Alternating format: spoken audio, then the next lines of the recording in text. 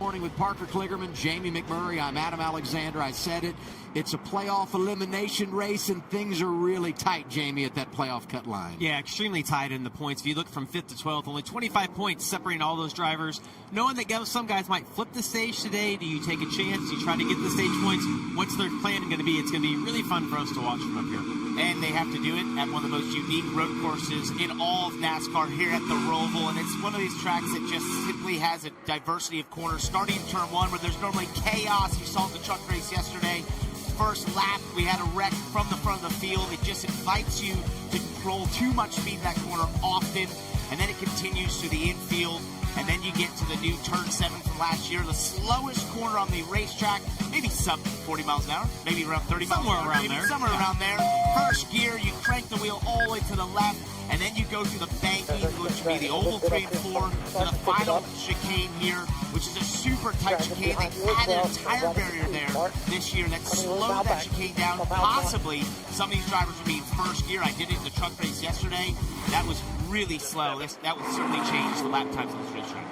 I think the perfect place to start with our coverage, 88 Connor Zillage, because he always seems to set the bar. Ran the truck race yesterday, first time he's ever competed at the Charlotte ROVAL. Yeah, I don't think it's fair to say he struggled in the truck race yesterday. I think for the standard that we've seen out of Zillage on all these road courses, it did seem like he was a little bit off yesterday. The Tricon trucks are extremely fast, but we know how quick these Junior Motorsports cars have been at every track, but the road courses especially. Fully expect for him to be quick today.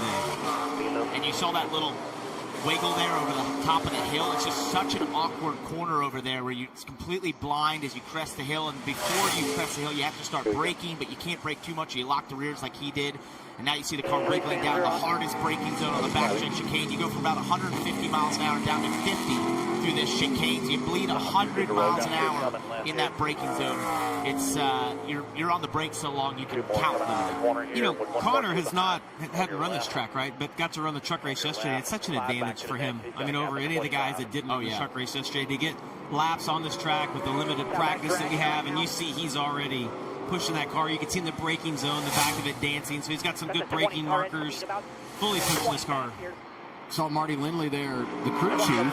Another advantage for Connor. Marty on the pit box the last 2 years, calling the shots for Sam Mayer when he was able to pull it into victory lane. Let's take a look at hitting those curbs. It's a great visual. Look at this car launch in the air. That is a 3,400-pound vehicle launching onto 2 wheels. Absolutely insane.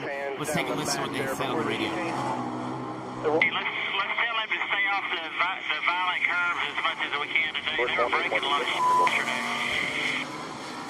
That was technical talk from Marty Lindley right there, yeah. And we did notice that yesterday. A lot of issues. You actually had the rear shock mount get ripped out of your truck. We saw a lot of issues with the sway bar mounts being ripped out of these cars. A lot of suspension failures. And the one thing is, they track the mileage on these cars, but it's hard. You almost have to have just brand new parts when you come to these tracks with these huge turtles. And Marty's telling him to be careful, but he's not listening. You got to use those curbs. But you have to in that corner, especially the right side. The left one's a little bit more aggressive. The right one, you almost have to use it. It helps turn the car, and it's just a massive time gain to use that curve. You look at our bumper, drivers in blue, playoff drivers highlighted in green have already locked their way in to the round of 8. Justin Allgaier, reigning champ, points are riding on board here. This is that backstretch chicane. Yeah. And exiting back into NASCAR turn 3.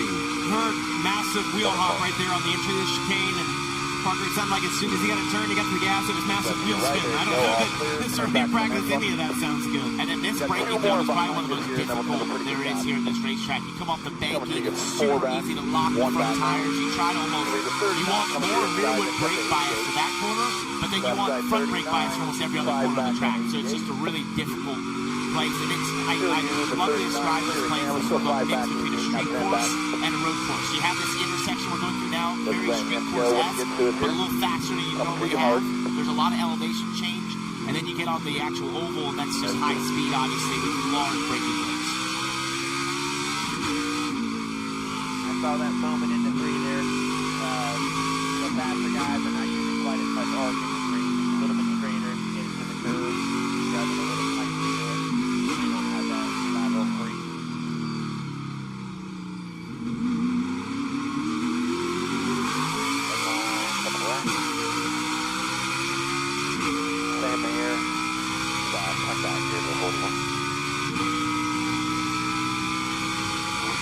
Off of 7 is the 41.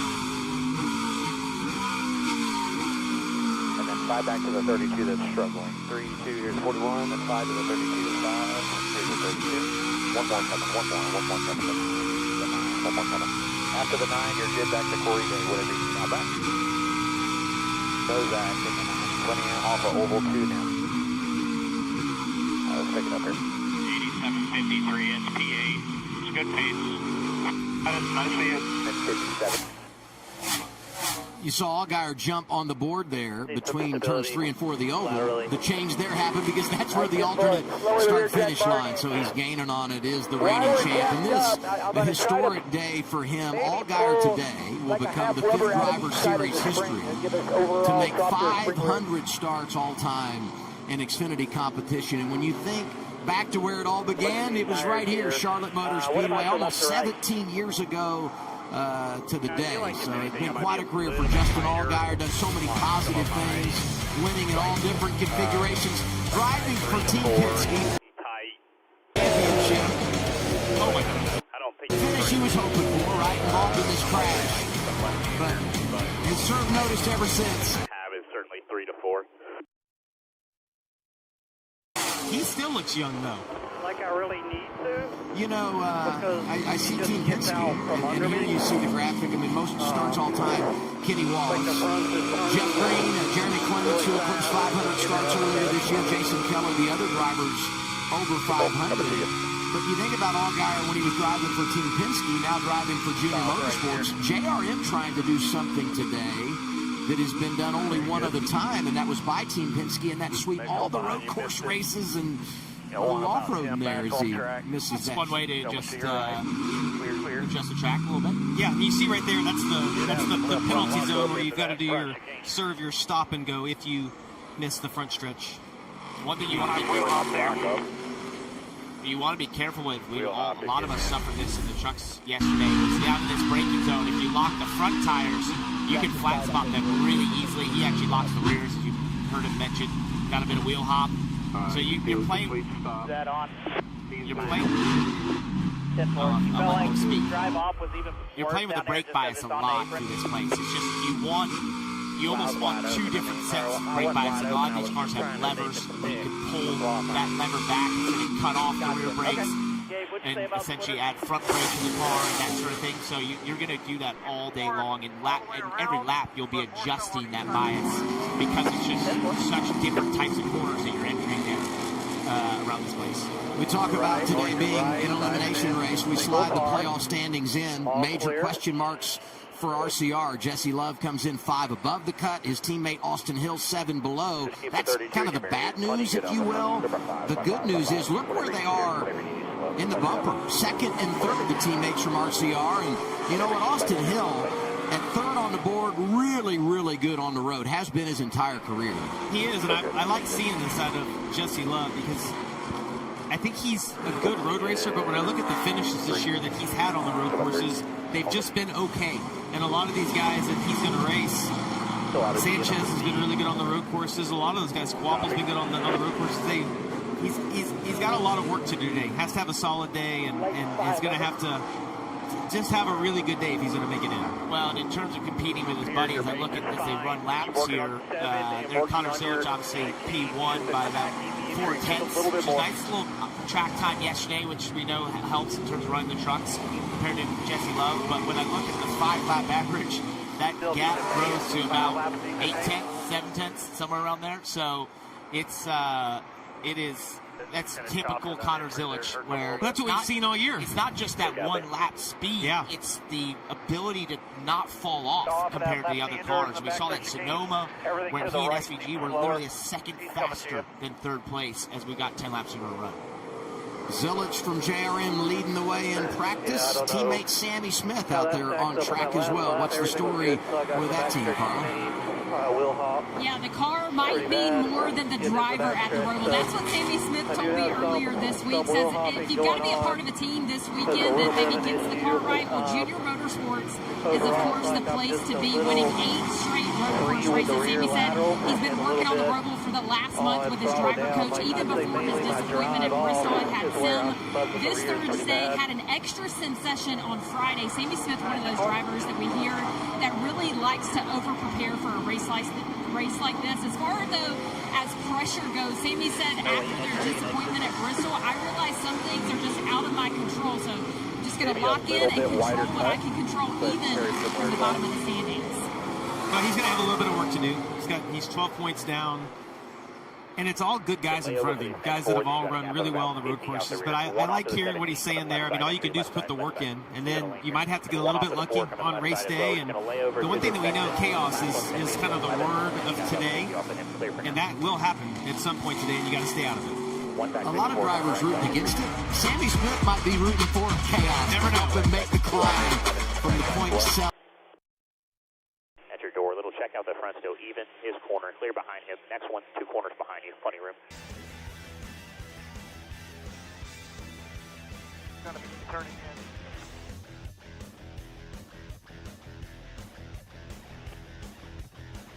in. Little more lock up 15.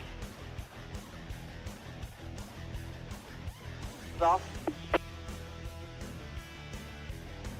May have come in because he's no way he's only run 5 laps right now. Probably been the same lap we did, we just didn't notice.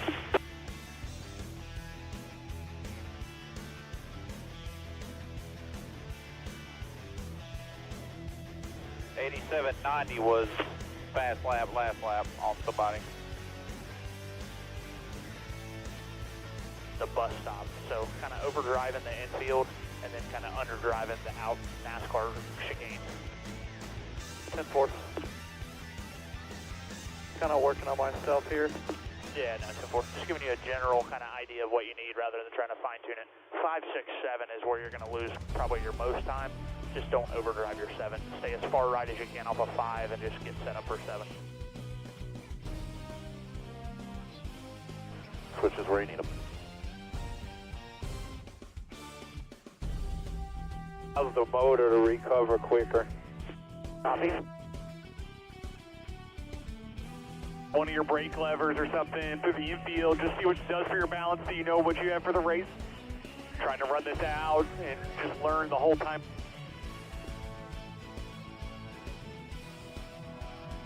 Here, if you want to try a little bit more rear brake to help with that front lock up here, good time to do it. For me to kind of hustle it a little bit harder right there, I was kind of having to guard the back. Too loose into 5, still way too loose.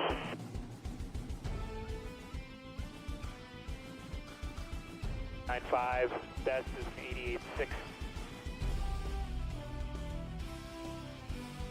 Here, on the higher speeds, right. Yep, 10-4.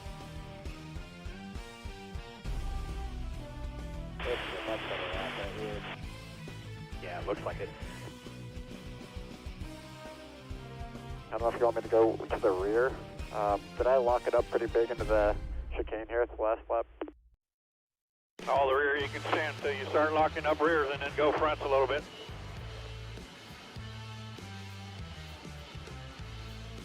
Yeah, I feel pretty all right there. Where are we at right here?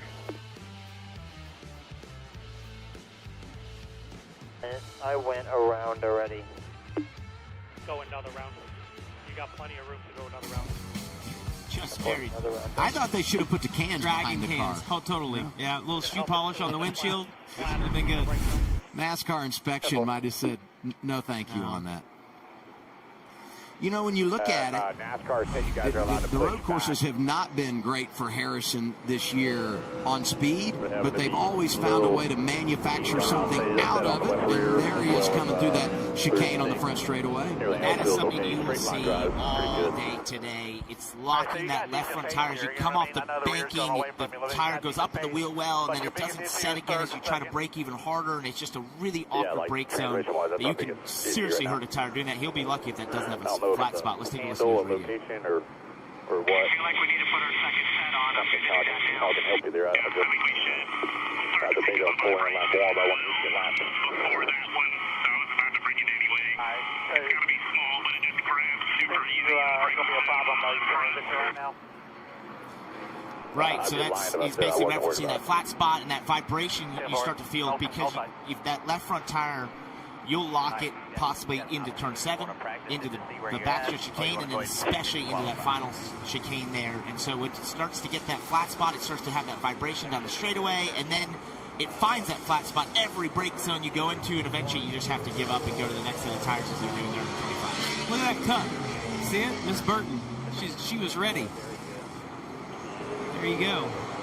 That's commitment. Get married on Wednesday and she shows up to the track with you on planned Saturday. Or did I love you it. add a label? I don't know. Yeah, maybe it's a sticker. Haven't talked a lot about Sam Mayer in this practice session. Won the last 4 races here. Takes the shortcut, stop and go, pays his debt, and he will drive on. I think a little bit of that you just saw was he knew he was going to lock the tire up, so instead of flat spotting it, he just blew the corner and went ahead and went straight to the stop and go so they can stay out on those tires. I was going to say that because Harrison's going on to that second set. Everybody gets 2 sets of tires. A lot of people wanted to use that for a mock qualifying run late in practice. I'm curious what that does for the 25 group to upset their practice plan. Now you don't have the benefit of going out on sticker tires and making that mock run, and qualifying will be critical later today. It will be, and you really have about 1 lap. The way the tires fall off here, you might be able to refire and go a little, go quicker, but it's really if you just made a mistake on your actual first lap. So that mock run can be crucial, just getting that feel of like what is the group level going to be, how much does it rise, and we see serious fall here, 2-3 seconds over the course of a run at this place in terms of just you abuse those rear tires, you see the lockups in the braking zones, that abuses the front tires, so you really want to be able to have that chance to do a mock run. This team has got a great combination.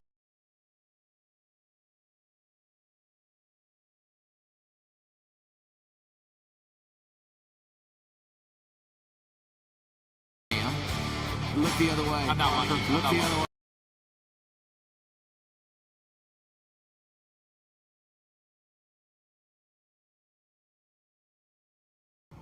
And so far today, let's see where are they on the board. 14th right now. What's going on, Team 41, Dylan?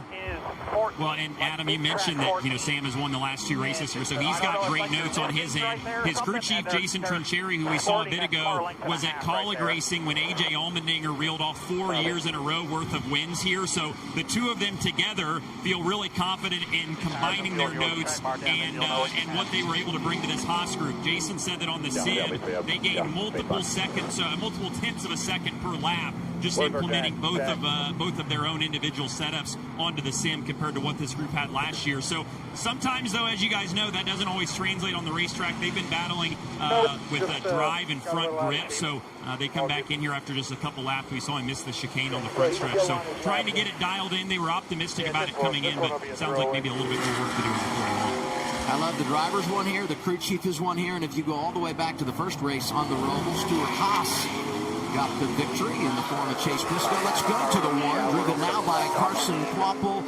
13th is where he is on the speed charts. Has been really good on the road this year, surprising to us, but has put up a lot of stage points and a couple of runs inside the top 10, and someone today that's going to have to go out and have pretty good pace comes in 9 above the cut line. Yeah, but I think Carson just has to do what he's done all year at the road courses with the small buffer that he has in the points and the way that he's been able to perform on the road courses. I know he's only up 9 right now, but I feel pretty good about him as long as they don't have a disaster strike. Just he's been very consistent. You mentioned, you think back to Coda at that great battle with the 88 for the win there. So I feel good about Carson. 9 points above the cut line. He scored 9 stage points in the...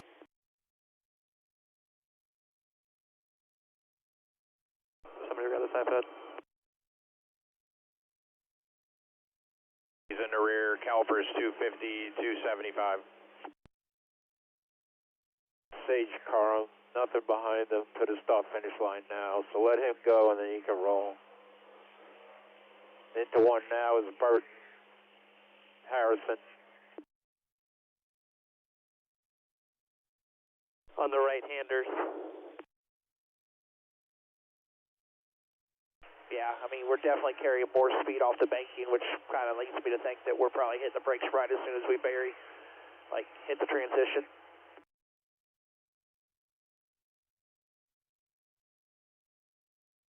Slow it, like we're on the brake pedal too long and we don't have any speed at the center to exit. So do you need an adjustment? Like, are you tight, struggling to turn? Do you think it's going to spin out? Are you too free? Like, that's kind of what we need to know for balance, because really it's just minimum speed to the center of the corner off. Gotcha. Yeah, it's definitely erring on the tight side for sure. Going over the curve, it gets a tightness right in the center. Drive it off. All right, talk to me about that tightness. Is it left and right or just left? Mainly left. All right, how about the pitch of your race car? I feel like the pitch feels fine. I don't really feel like I'm rolling over a significant amount. It's not like it's rolling over and sliding. It's more like I'm trying to finish the corner and I just have a lot of wheel in it.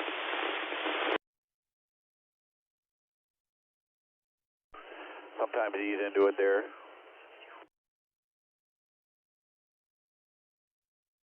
Call Charles and see if he knows if anybody's got one.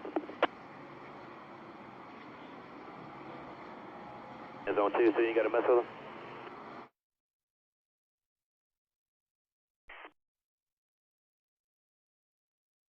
I think when I look at the first round of the playoffs, Same thing. I feel like the track has kind of slowed down a bit here. Just build him up. Let him know. That puts him around 20th. Better. I think I could use turn more in the right than left. Lane, kind of head slow. Clear. These aren't bad lap times here. Yeah, I still think there's a little bit between 5 and 6 and maybe the entry to 6 speed-wise, but man, he's really good from 6 to 7 getting set up for 7, which I know the exit to 7 is super important. Copy.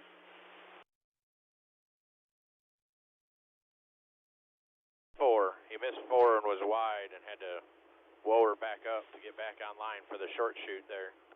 That's why I asked you, because I thought it was 4.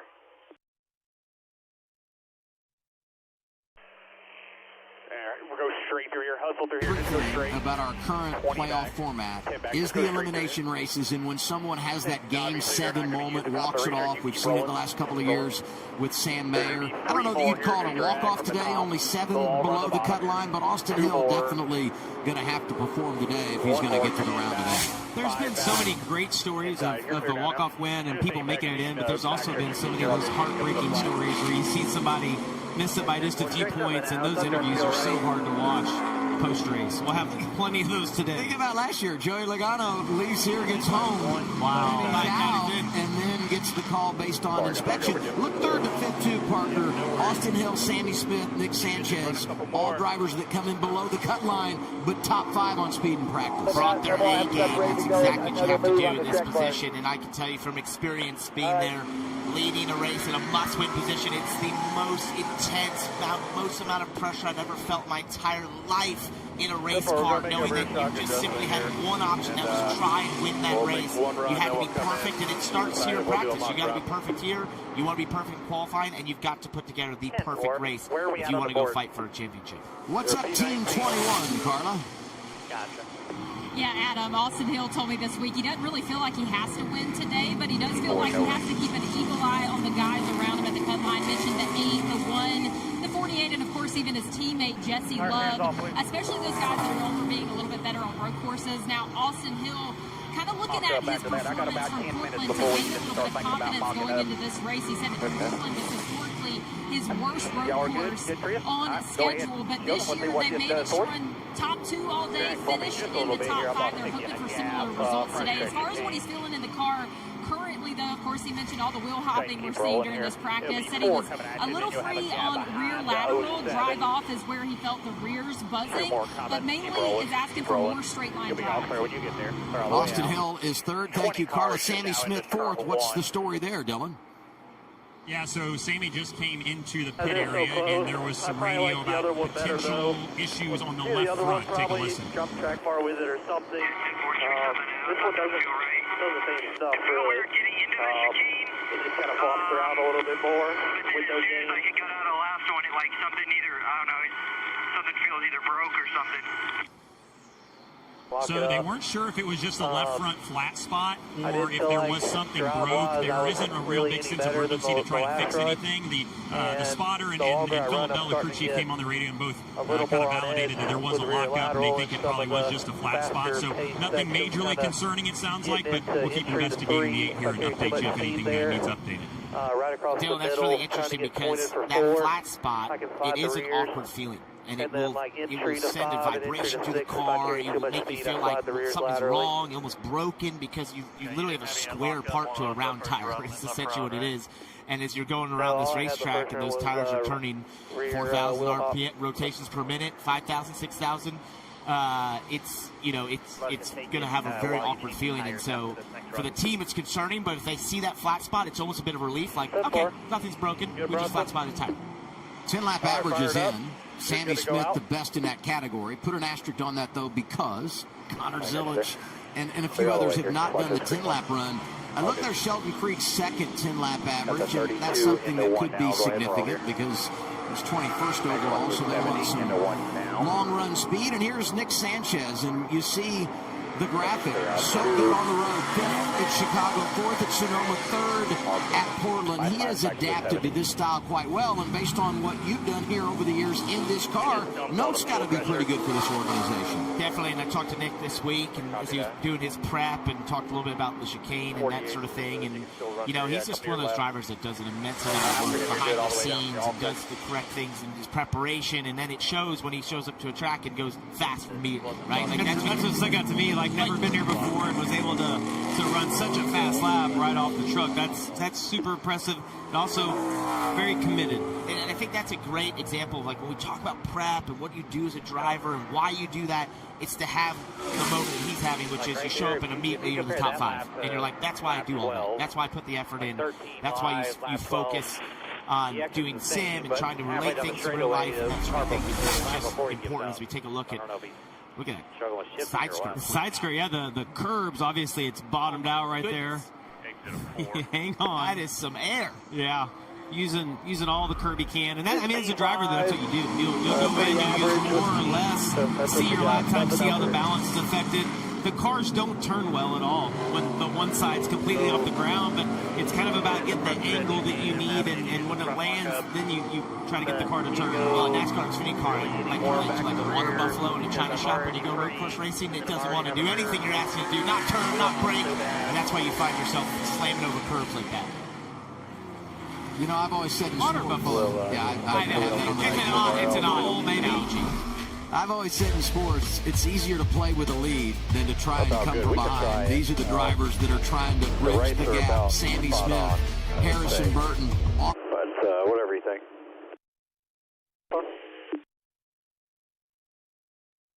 Pretty good. We don't need to change a whole lot, obviously. So. Turn a bit and don't kill too much drive. I was just told we were rubbing the splitter a little bit.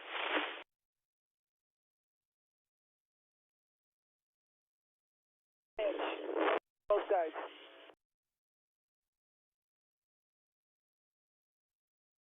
Carousel in the infield there, like underneath that bridge and all that, that center section, when I try to let it go out wide, I'm shearing tires. So then when I turn down into that right-hander bowl, it is out of, I'm just sideways. And then when I come over there to you, I'm broad sideways,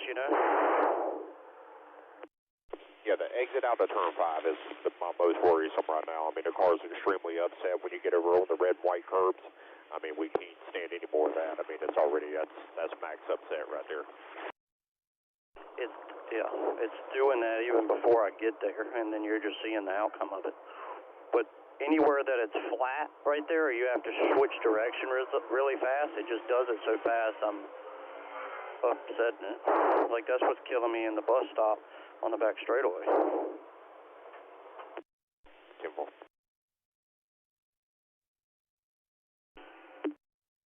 Yeah, they're on.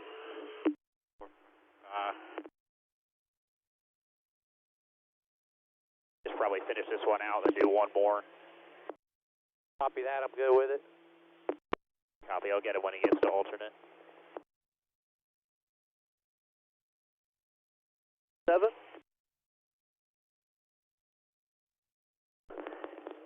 Better in 5, mostly better in 6, better in a lot of the right-handers. Okay.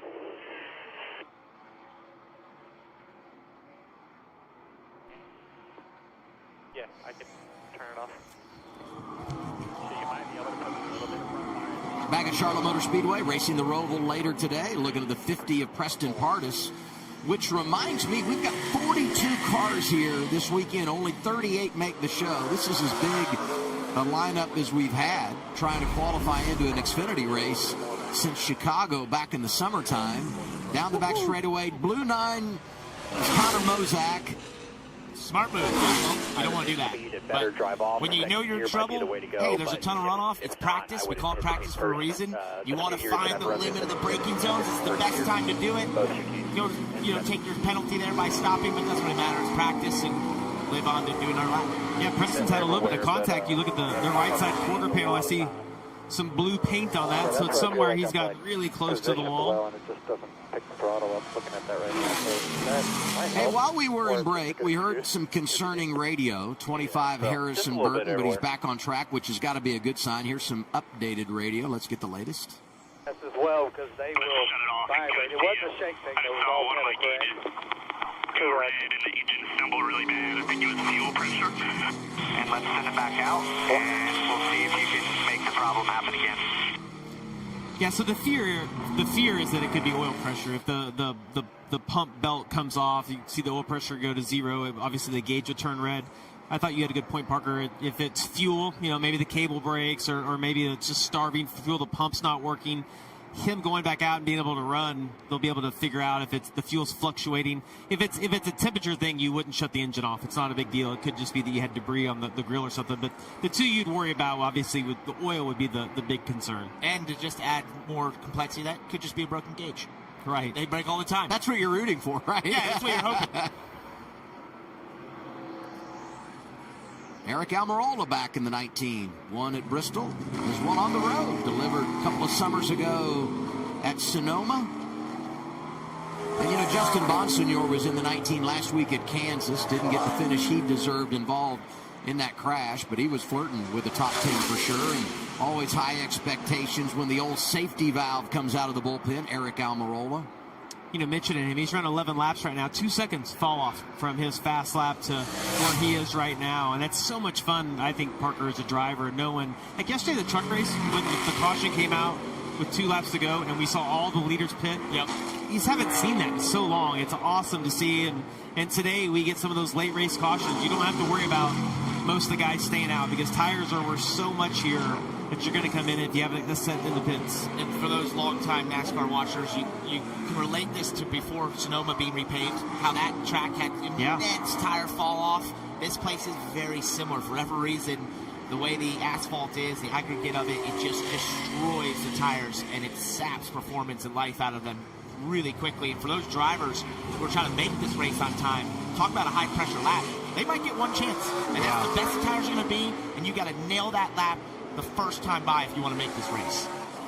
Talk about pressure. Let's talk about Sheldon Creed, who understands the disappointment of the ROVAL and experienced the chaos a season ago. Came in more than 30 points above the cut line. Went out in stage 1. Got stage part at the seams. Transmission problem. Involved in a crash.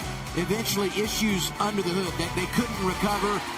He ended the day watching the race wrap up and just hoping that the scenarios played out that he would advance, and he did not. You can run here, but you can't hide because of how chaotic this race can be. And think about that turn 7 where that happens. We saw it yesterday in the truck race. You can have a perfect day going, and simply someone overcooks the braking zone, runs into you, and you go from being in the top 5 to outside the top 20, and day is ruined. And there's nothing you can do about it. It's no fault of your own. You can just be running. That's why this place is so treacherous and so tough to race here knowing that you have so much to play for and that you're counting points and just knowing it can all be evaporated from someone else's mistake. Well, and what we've seen over there so far is it's not single car incidents. It's normally 5, 6, 7 guys that get spun out at one time, and their day can be over. Creed's 21st in practice. Next in line, when you talk about the wrong end of the spectrum as far as playoff guys and where they are on the speed charts, Taylor Gray, 16th. They're the only 2 drivers outside the top 15 in practice that are still alive for the championship. But I would say this, the thing about road racing, he was really good at Mexico City earlier this year and has done a decent job of collecting stage points in the playoffs, talking about this rookie from New Mexico. That's a pretty awesome shot. I don't know that I've seen this before. It's in the lower into the front bumper, and you can almost see when he slows down just how coarse this track is. Wow, close to that wall there on exit, right? Yeah, and this track, I mean, the banking, you don't see that from inside the car. You can't see it on TV, but it's incredible the grip that you have around there. And here you're trying to get as far to the left. See the car in front of him is locked up right there. How distracting is that? Well, I think it depends on if you know it's tire smoke, it's not that big of a deal. If you think it's oil, it's a really big deal. But you know, knowing that area of the track, it's most likely a lockup. I like what I hear out of this car though, because I don't hear a tremendous amount of wheel spin, and I also don't hear wheel hops. Every lap we ran with Allgaier, it wheel hopped into the corners. Like I just feel like every lap we ran, there was an issue there, and that would make me nervous.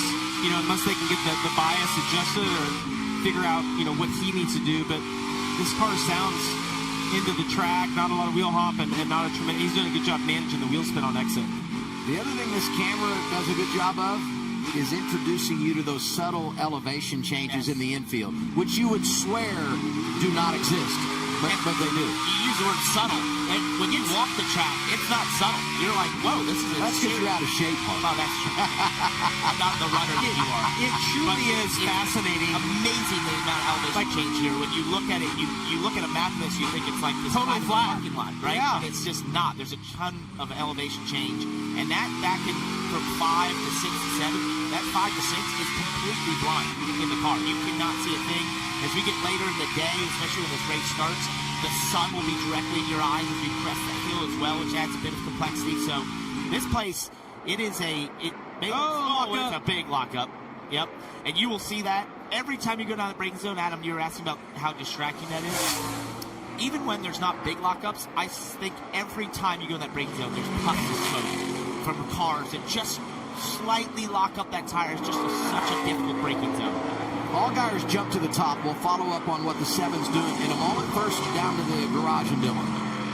Yeah, so we've got several updates here on some of these cars. First of which is Dean Thompson, who you see is back in the garage on jack stands. They are getting ready to change a transmission on this car. They were having issues. Dean was getting the car into third gear, so their practice is done, and I presume qualifying is done too, because they're going to have to change this transmission and get it ready for the race later this afternoon. Colleague Racing, right next door to them, has had a couple of issues. Daniel Hemrick is in the 11 this weekend. They also were having a shifting issue, I believe the same pattern, going second to third gear.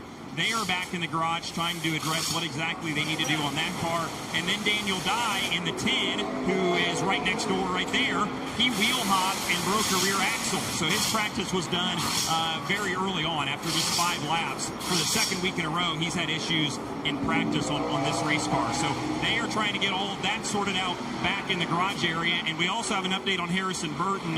Their plan is to change the fuel pump after this practice session. We heard about that stumbling issue that Harrison was reporting on. They believe that's what the issue is, so they're going to change that after qualifying on the 25. I mean, Dylan is like super pit reporter down there. Amazing. You know, four updates at once.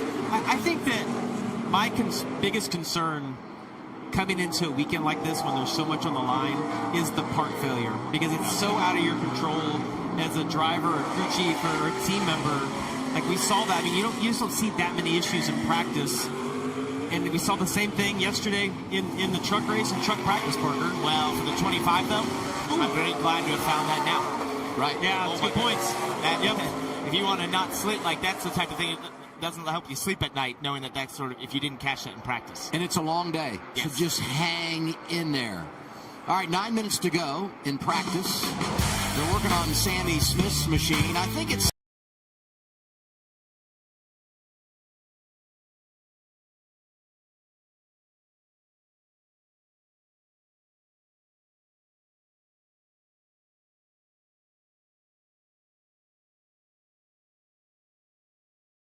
possible. Trying to really pick where these other guys are turning and mark stuff there to try to help. But yeah, definitely needs less switchback. Yeah, trending for a lap 4 on tires, trending. That was a good lap, the last one. Better though, but that's cool to hear, I guess. I don't know where else to get everything else. The truck, lower horsepower, I was barely flat anywhere near the start-finish line, so it's not too uncommon. Obviously, we want to make it as good as possible, but just to be totally realistic there. But yeah, think about the shifting. I mean, if they're not smooth enough, if you got too much throttle now, it could be inducing some of that hop, right? Got it. Okay. Well, I guess it sounds like a trend. No drive off. So where am I losing everywhere else on S&T? Because I'm putting the best laps possible in this car. So I want to see. A little bit. Most of the time it's into 7, like pushing wide out of 6, and then missing the entry to 7, and getting wide back onto the big track, and then a little bit on entry to both chicanes. Yeah, it's going to be hard to go deeper into those chicanes, dude. I don't have that braking power. Yeah, copy. I mean, I went a little bit to the front, but it's the same thing. I don't. Yeah, 10-4. That's kind of a struggle here because you get this off on the rear springs and it wants to hop. Just make sure we're overemphasizing our blip on the throttle on downshift. Yep. Check. Data on at the same point, but he puts 5, 10 car lengths on me entering the oval and then the back chicane. I feel like you're just kind of slowing down a little too much to get it rotated and trying to get that all back for exit. It's just such a slow climb that you just kind of lose. So just trying to keep your mint speed a little higher through the center. 10-4. And then your bus stop, you drove in. Well, okay, you blew it, so no feedback there. Yeah, 10-4. I was just watching the whole lap as it happens. So. Good tire state. Try to get the fans on there to cool everything down. 6 minutes. And you can start digging right here, Carson. Just start rolling right here. You're good. 7's going to be up here in front of you. We're going to follow him. You'll see a blend line up here. Remember the blend line? You're good to go, buddy. Oh, good. 25 is in too now. Lots of room.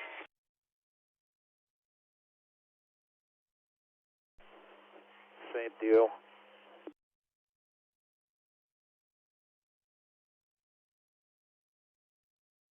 This thing, I feel like, just getting the car pointed. Okay, copy that. Did you get a water tip there at the end of that last run? 16's going. Just won 4 to 6 this year, and Junior Motorsports has won 8 in a row overall, dating to last year when Mayer was able to pull in the victory lane here at the ROVAL. So you've got 4 drivers that have helped to win 8 in a row. Looks like we're going to see Zilich go out and make his mock qualifying run here. And in perfect timing, look at our bumper. The top 5, all from Junior Motorsports. The top 4 have done that mock run, it would appear, based on our data, and now we'll see what Zilich has got as they put those sticker tires on and he goes out and lays one down.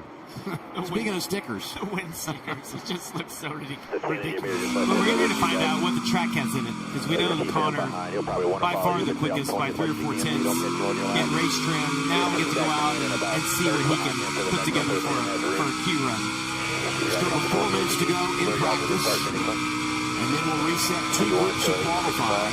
And each group will get 20 minutes. We'll merge those times together, reset the field today, and determine who misses out. 4 drivers will go home. Riding here with all guys. About 25 back. 10 back. Still 10 back in. You want a little more room, please? you hear just how rough the track is bouncing across all those bumps, trying to get the power down. Yeah, turn 1 is off camber there, and then you go to that sort of bank section into turn 2, then this 3 to 4, you just have to let the car slow all the way down to 4, then you try to get hard of the power, the left rear tire is begging for grip on the exit, and this is sort of high speed, turn 5, and then this is one of the trickiest braking zones. You heard the car sort of hop there as you press that hill. I love you said high speed, because it feels high speed, but it's not. You're not going very fast. That's what you can put everything else really fast inside the car. I say this, the 2 onboard cameras riding with Taylor Gray on the bumper versus that, tell 2 totally different stories of this place. Yeah, absolutely. I mean, as a novice, that's what I would say. Here we are, Connor Zilich on track. Oh, yeah, he's fully committed. You can see the back of that car dancing. It's the best it's going to feel. Brand new tires, a little bit of qualifying air pressure in.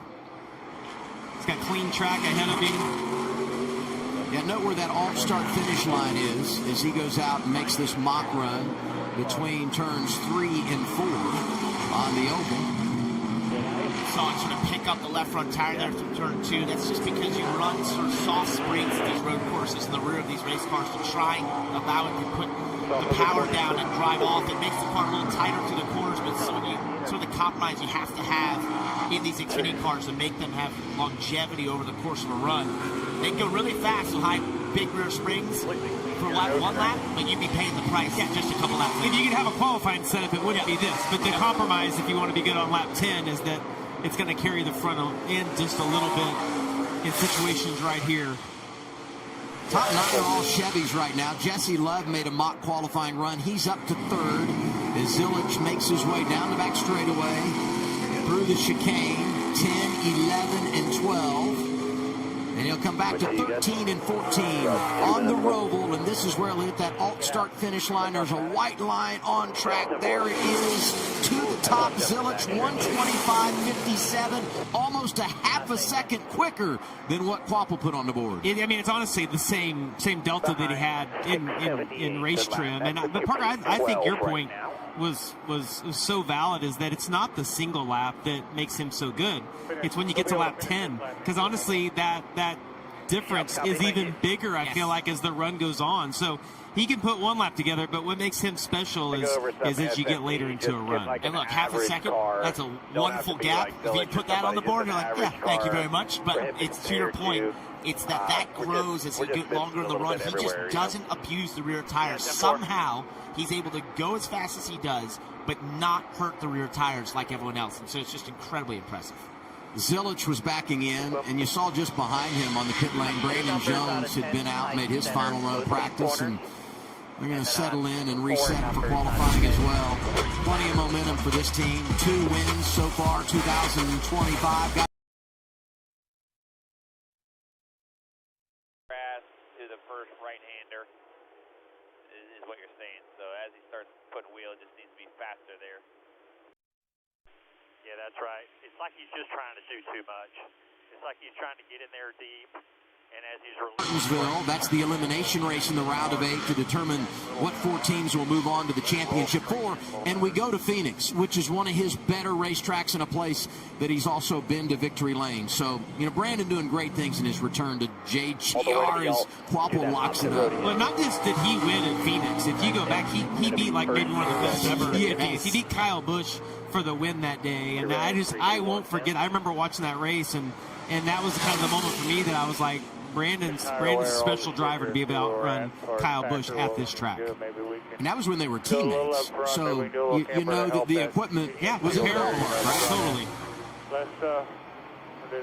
These guys have done a mock run. They've come in, they've tried to bleed as much air pressure out as they can to get out and just get just a few more laps in, maybe get a baseline of where their car is going to be at the start of the race. Even though the red flag is out in practice for Quapple here, you want to use every lap you can get. So you'll drive this thing as hard as you can all the way back around. Don't take it easy. This is valuable track time. As you said, you know, trying to assess where that car is. Maybe they've made some changes from where they initially were, and so you get a new set of tires where you can really feel what is that car like now a couple laps in on these tires, just compared to when you were on old tires before. Sort of missed turn 7 there, found the limit of the braking zone. The junior motorsports dominance is unbelievable. Like, for all of those drivers to be where they are right now in lap time after we've seen all these guys make mock runs. I mean, they're all good drivers, but that's something special when your whole organization is on top like that. Give some love to Austin Green, 7th, driving a 4th car this weekend in the 87 for Jordan Anderson Racing. Really good road racer, won an ARCA competition on the oval back in May. We're hoping we get to see a lot more of him next year. Yes. It sounds like there's some things in the work that Austin could be maybe full-time in the Xfinity Series next year, and we're all rooting for that. That'd be awesome. He's earned it, and when you think about how good he is on the road and what that can produce as far as winning a race and making the playoffs, could be huge for him. So that's why I pull the sight glass off trying to fix it. But of course, the adjuster screw it, I need to be adjusting, not wanting to cooperate. I need that 5/8 in both them flat screwdrivers again, wherever you put them, Joe. Based off of that run, we just need forward drive, flashing onto the oval and front, maybe. This week for Junior Motorsports, ended up 3rd there, got a mock run in, got a race run in. What do you think of what you had there in the night? Yeah, I mean, these JRM cars has been as fast as Xfinity Mobile all year, and feels good to say that again. It's been a while. But the CLT wholesale with Chevy's no different, and really like what I feel. Need a little speed to catch our teammate there, but we'll see what we got in the race. I think going out in first group is probably going to be a little slower with all the rubber being on the track. But no, I feel really good about the race later, especially as it cools off. I feel like that'll help our car Say that again, a little bit more than these hotter conditions, so we'll see what we have. You got plenty of road course racing experience, but your teammates obviously have been really good this year. And this car and the 88, of course, has been fast too. What is on your radar for tonight as far as maybe how you beat these guys or what you can do, not being a full-time guy, to maybe go for a bigger race? Yeah, I mean, there's a little bit of respect you got to have not being a full-time guy, and especially being in the playoffs. But I'm also here to win, and I think we got a top 5 car for sure. And if you can run the top 5, you got a shot at it for sure with the way the end of these races go. So hopefully we can be in the top 5 and just be there at the end. And if we can make it happen, we'll make it happen. 9 car is fast again today, Carla. Yeah, but maybe not quite as fast as Connor Zilic. Man, that last lap that you put together, really impressive. What were you able to do out there to get that kind of 30-second gap? Yeah, we were making a lot of changes with the car all session long, and you know, at the end there, everyone was on track, and it was a little hectic, and we went out and made a mock run and you know, put down a lap as fast as Xfinity Mobile. So feeling really good about our WeatherTech Chevrolet. The JRM cars have been dominant on the road courses this year, and definitely made my life a lot easier. So excited for the race later today. I feel like we got a good piece. You had a top 5 finish in the truck race last night. Anything you learned out there about just the lines to run in this place? Yeah, this place is chaotic. I learned that. The truck series is always a little messy, which yesterday was. But yeah, I definitely got a lot of laps under my belt with Spire Motorsports, and excited to be back with JRM today, though. This feels like home, and you know, these guys have definitely brought me in like family this year. So hopefully we can get double-digit win today. Be cool to get our 10th win, but regardless, I know we'll have a good shot at it. Yeah, we know Connor Zilic is the favorite. It doesn't take much to look at all of the win stickers. Jamie, Adam, Parker, I know you mentioned those. Well, guess what? They also had to move a sponsor this week. They had to ask Roto-Rooter if it was all right if they moved the sponsor to make room for more stickers, as Junior Motorsports put it. It's a pretty good problem to have. I think Roto-Rooter is probably okay with that, right? Yeah, the return on investment is there, I would say. Unintended consequence of winning, but a good one. Connor Zilic going for number 10 later today. He'll be the favorite when we go qualifying, and we'll do that next on CW. And the road course is like, you know, in this slow section. So hopefully these tires help it out. Make a rear shock change here, and I'll put some packer in the front, keep it off the splitter. See if we can do anything to limit that left front kind of bouncing, especially over here, or not really? Did you torque them?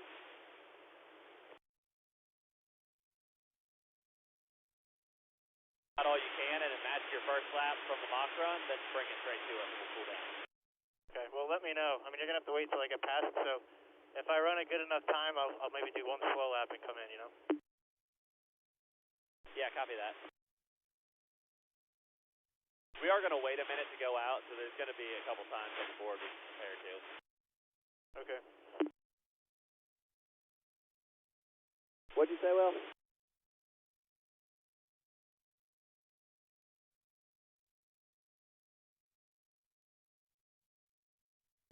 in the big track, arrow-wise, and it should help your braking where it doesn't lock them up as much.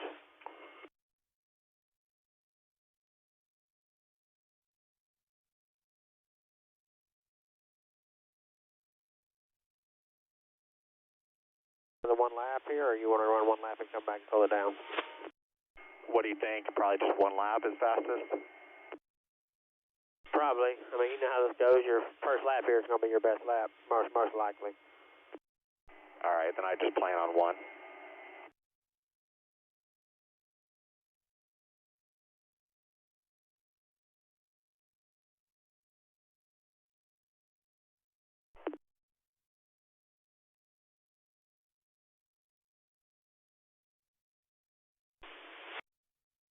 They got a torque wheel too. Copy. They tired?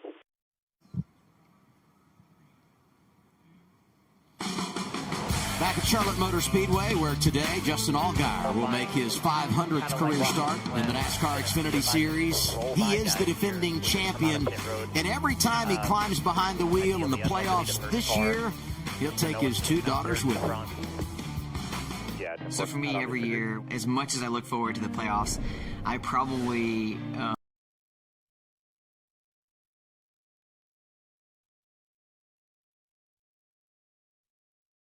in front of us that are Group 1. So if they come out and drag, which most people are, we should be able to jump them. I'll just keep you posted on what they're doing out front. Yeah, I think we counted 4 of them. And I'm not going to, obliterate this thing, before the start of the lap or anything, but if I roll just a little bit to be able to get in front of them, then they'll gap themselves for me. Yeah, copy. Yeah, like I said, I'll let you know how many roll and then what they do as far as if they're dragging or not. Are going to be sentimental and the things that I look forward to keeping and will always cherish. And these helmets will definitely be that thing. It is one of the great late season Xfinity Series traditions that Justin has these helmets painted by his girls. They're kind of putting some pressure on you there with their message on the back, 2 trophies. You got to hold up your end of the deal here. I agree with that, but I think that this helmet has become such a meaningful moment for me, and something that when I'm retired from the sport, these are the real trophies that are going to mean a lot. I don't know that they know how much that they'll mean to me, but really proud of our team. Everybody in this helmet Chevrolet. I was really surprised with the track this morning and just how much grip the track has, but also how slick it got throughout the course of that practice. So, hopefully we got 1, 2, 3, 5, and 6. So really proud of our Junior Motorsports teammates and what we're able to accomplish. And we're locked in, so I don't have to worry about the next round going into this afternoon. So that's a good thing. 500 starts for you later this afternoon in the Xfinity Series. Can you believe it's been that many years already? Your first start was here back in, I think, 2008, so kind of full circle. It is full circle. It's a long time ago. I got plenty of gray hair since then. But what I will say is that it's been so much fun to be a part of this Xfinity Series, and what they've meant to the sport and what this series means to the sport. It's been a lot of fun. So we're gonna go out and do our best job today. Be cool to get a win on a 500th start, but either way, we're gonna go give it our all and have some fun. As he said, they are locked into the next round, so if they have an opportunity to go for the win, Carlo, they certainly can do it today in the 7 car. And talking with another Junior Motorsports teammate, Sammy Smith, lots of adjustments for you and your team during that practice. What'd you learn, and how comfortable are you feeling before qualifying? Yeah, Carla, I feel really good about our car. I think, we had a lot of speed there. We were able to mock up and get a good feel for it. I feel like we have a little bit more speed out there, but overall, our first, I think we ran 15 laps straight there and feel really good about it. So, it's going to be about a day about execution and being aggressive to get ourselves above that cut line before we leave here, and I'm looking forward to it. All right, Sammy in a good spot here as he wrapped up practice and looks to qualifying and tries to jump above that playoff.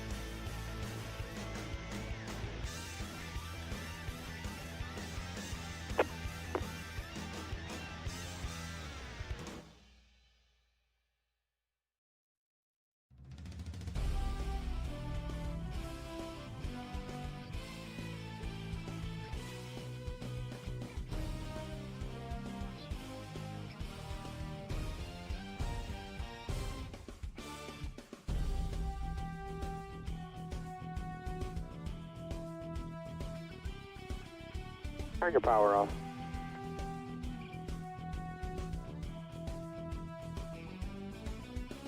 Check the bolt in case you had his shit on the whole time. And the water tank.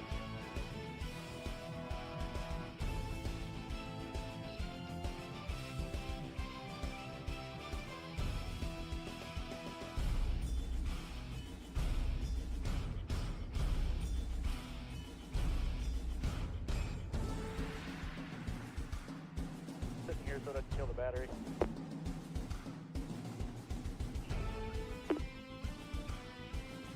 Flip the main power off for now, too.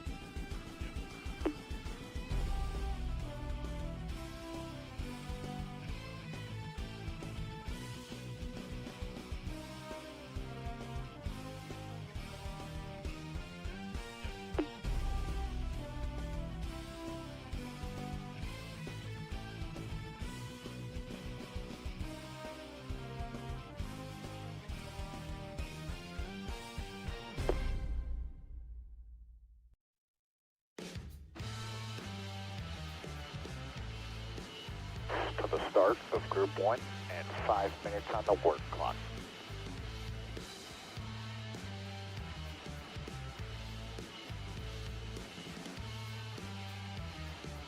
We have to stop working.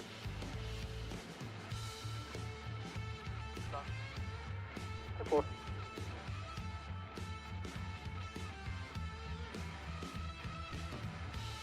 Mayor knows what a winning car feels like. Winner at the ROVAL the last 2 seasons. So I got to know, what does it take from your car, and is your car on track for that today? Yeah, I mean, it takes a lot. This place is insane. It's chaotic. We definitely didn't put a clean race together last year, but we still made it happen. So looking for a cleaner race today. I feel like our car is pretty solid. Huge shout out to everyone at Haas Factory team, Audibel and Roto-Rooter and Andy's Frozen Custard, everyone aboard this 41 car. This has been a lot of fun this season. It's been a great year, and this is probably the best spot I've ever been in the round of 12 going into the playoffs. So feel really good about it. I don't know if the car's as fast as Xfinity Mobile quite yet. It's still a little bit of a work in progress, but we're getting better and better as we go. I think qualifying will be a true tell of what we have for this place today. So it's going to be a lot of fun. I feel pretty solid about it. But we'll have to wait and see how it goes. Lots of confidence for Sam Mayer. Dylan. And let's check in with Harrison Burton on the 25, who we heard you guys had a couple of issues that you were maybe trying to work through here just with a fuel pump. It sounded like you feel like you guys got everything sorted out that you needed to here. Yeah, I think so. Thankful we had an issue in practice. It certainly kind of derailed a little bit of our practice plan, and I did that too. I locked up a set of tires trying to get after it in the braking zones. But no, thankfully everyone at AM Racing was on it, and we got our mechanical gremlin hopefully for this week out of the way early. But yeah, we'll see as we go into qualifying. We're going to need to pick up some overall pace. I think we're probably a 15th place car right now, but with some changes we can be as fast as Xfinity Mobile and go out and try and be up front. Real quick, obviously we taled about your wedding this week. You got the just married on the back of the car. No tin cans you're dragging behind you, but did you have a good week this week? It was a lot of fun. Yeah, it was amazing. Yeah, best weekend of my life, really. I get to race, I get to be married. Yeah, I think you need to go get what you can get. We got to qualify in on time here.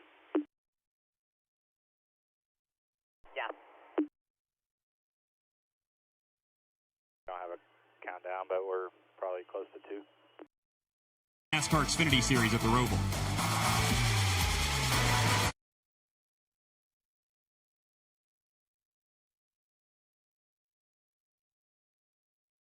If you're going to have to be at least in the mid to low 28s.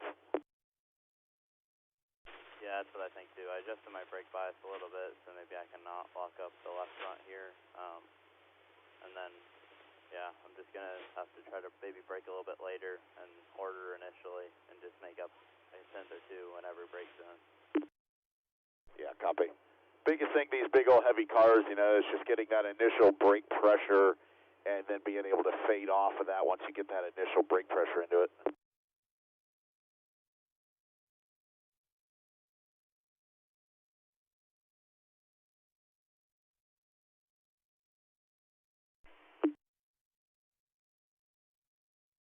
Closest to us, he's probably the best one.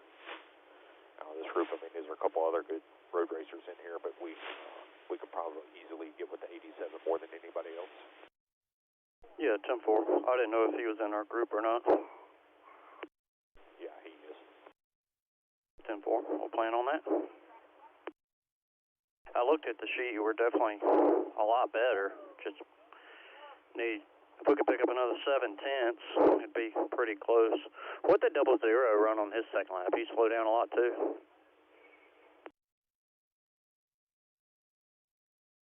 Not away.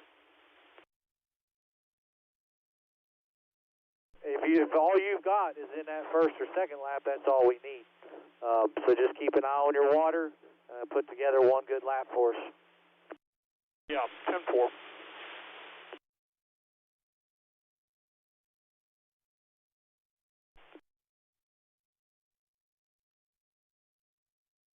Brian, what do you have pressure set for? I'm good with just doing one and coming back in, doing another if we have to. Not what we normally do. Big weekend here at the Charlotte ROVAL. We're probably okay for practice and qualifying for their elimination race. Comes your way on True TV. 2 p.m. Eastern time today. CW on the air 4. Good with one right here.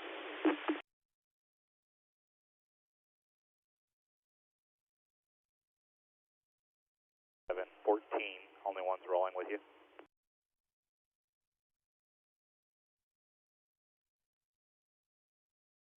It didn't seem like a lot. Only four did.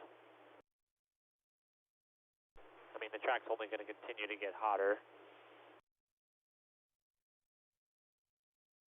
Whenever Mario gets on, if you guys don't mind bumping him on that. Catching my breath a little bit. What does Twitter look like after the Mach 2? Slower guys, get out of the way, get off. Maybe a 10th to actually, basically stay on the apron all the way to the start finish line from the backstretch chicane. But when you do that, you've thrown away the next lap. So you have to just commit that that's the lap, come back down pit road, and maybe if you want to do another one, refire later. And that's why I think a lot of the strategy will be for these drivers and teams is do one lap, come to pit road, cool it down, and get as cool as you possibly can to hopefully, if you don't think you got a good enough lap, refire another time. But I don't think you'll see many drivers do 2 laps in a row because they just don't think the tires have it in it.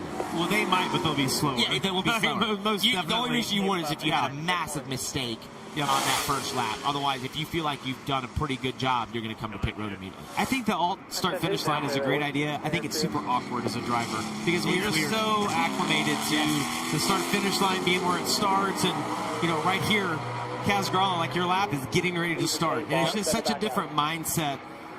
You have to reframe the track. You do, 100%. So this is now turn 1 essentially, but it's not. It's the last corner. Right. You're actually racing, so it's definitely very different. Right there. Kaz Gralla in the 24. It was surprising to me as I went through everything in preparation for this race. He's got more top 10s than any other driver all time for Sam Hunt Racing. 9 times he's finished in the top 10.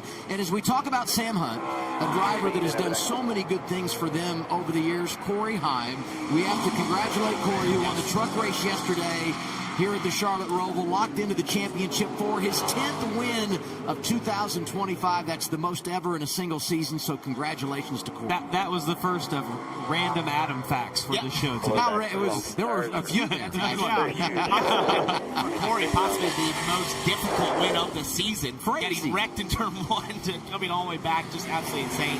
If you watch Kaz Gralla there, just struggling to get the car turned down in turn 7 there, first gear. Now you start to go through all the gears as you go to the oval 1 and 2 on the banking here, just a straightaway basically up to 4th gear through this, probably the fastest section of this racetrack, over 150 miles an hour. You'll start braking at that 6th board all the way down to 2nd, maybe 1st. We saw Justin Allgaier doing that.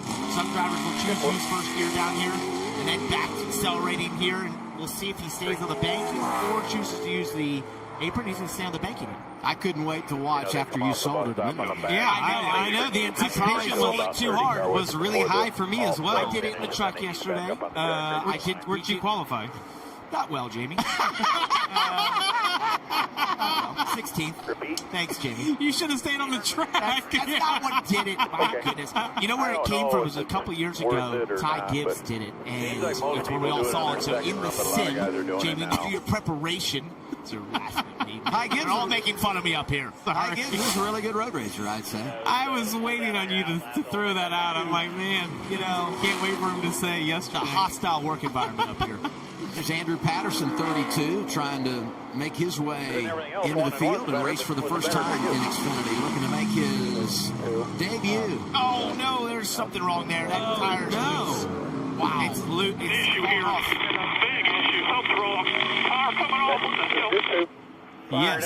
Yes. That is exactly what's going on right there.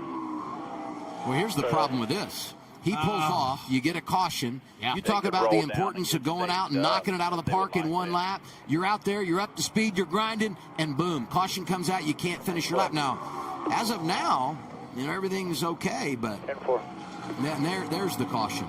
Yeah, this can disrupt the rhythm for so many. And if you were on a lap right there, like carrying them, you've used the good in the tires already. You didn't get to complete that lap.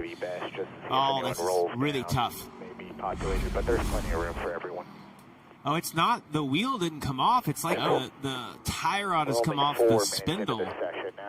It almost looked like lug nuts were loose, right? Yeah, but saw it's it not. the first time, but that's not the case. That's a major suspension issue. Yeah, it's first of many that we'll see today. Like this track is so hard with those massive turtle curbs that we have.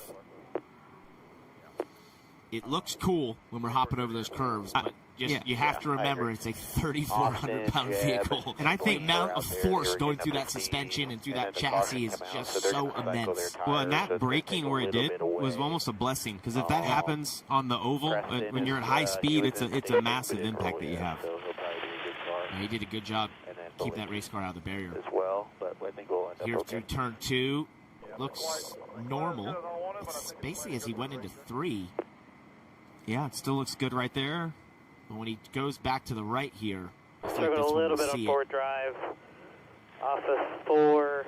And it's and still then good off the there. Still normal. There, Oh. right there. Yeah. Would you still want to try some more Wow. turn right there? When I saw that live, I thought cars getting away from him. Yeah, I did too. I did too. He thought the same thing. He was like, no, it's not. Major problem. Okay. Here's Carl. With Sheldon Creed right now, and of course you know that no points lead is safe when you enter the ROVAL after last year's experience. How much did the way the race turned out last year kind of impact your preparation for today and maybe the strategy going into this one? I mean, last year wasn't ideal at all, but yeah, new here for us here with our Road Ranger Ford Mustang. Didn't fire off great in practice. I don't know if just our air pressures or the Mustangs out there this morning, whatever rubber compound they were on. Just didn't fire great on it, and then got okay, I feel like. So, yeah, we'll see. Going to control what we can control, and yeah, try to stage point our way in all day, and hopefully be close to the front at the end to have a good finish. Consecutive top 5 finishes. You've had a really good run on road courses this season, but when it comes to the ROVAL, what part of the track is maybe the most challenging?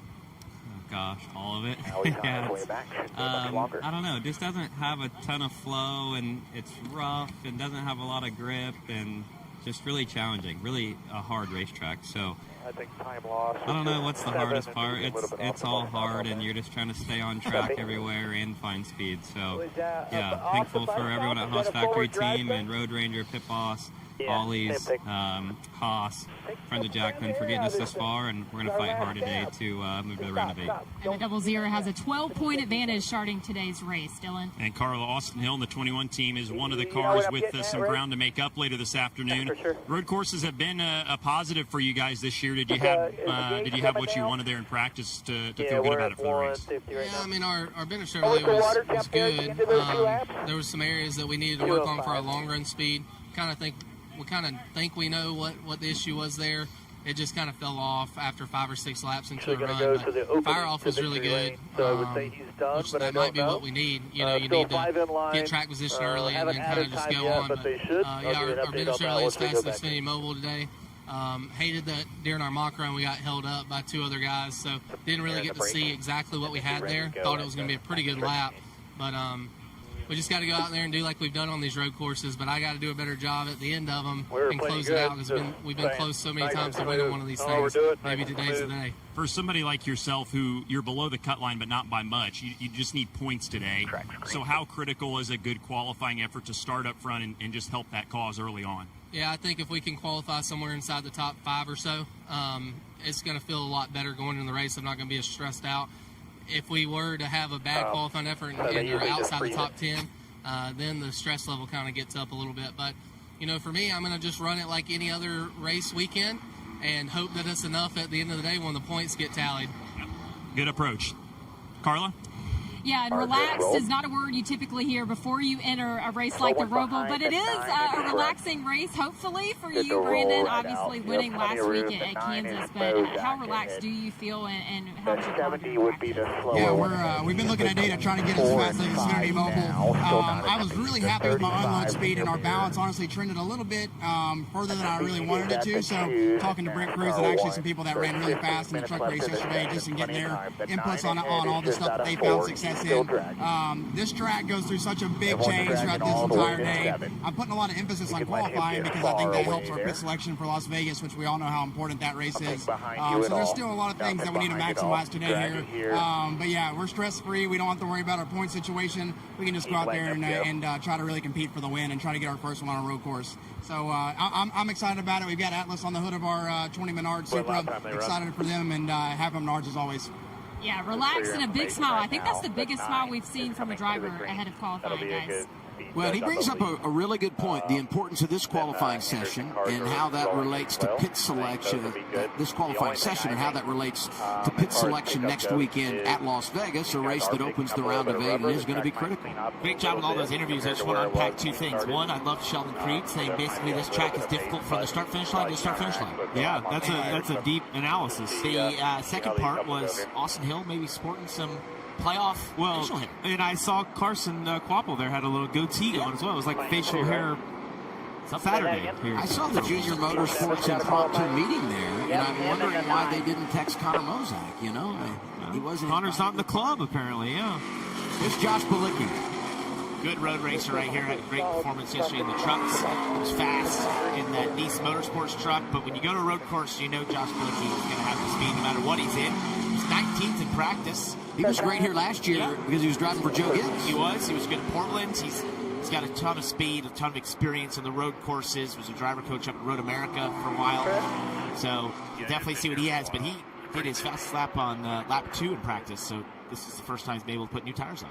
Pardus was another one that was really good in practice, 15th overall. You see bottom right of your screen, about a 10th up on what Kaz had run earlier. Oh, that thing is, it's dancing on entry for him. See, he gave up a little bit on entry. Does he get the power down, get a good exit? Look at the time go away from, look at this. There you go. Oh, he's 4/10 off. Oh, my God. Run the apron.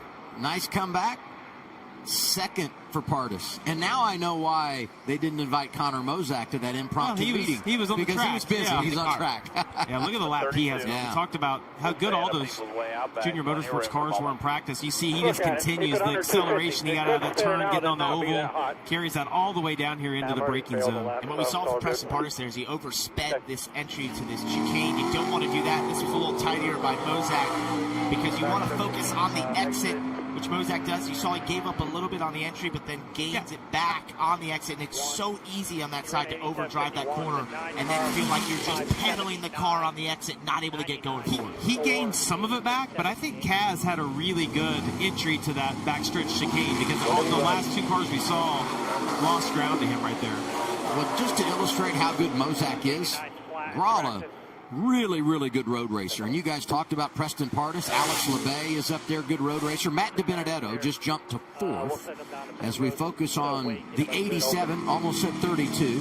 Focused on the 87 of Austin Green, who's got a pretty decent lap going. And his teammates are behind him. Look at this, Blaine Perkins and Jeb Burton following along. That's smart as good as Austin Green is. And they run the apron, kind of. See? Yep. Green up to 3rd. Not crazy, by the way. Thank you very much. Yeah, I haven't seen the fast guy do that yet.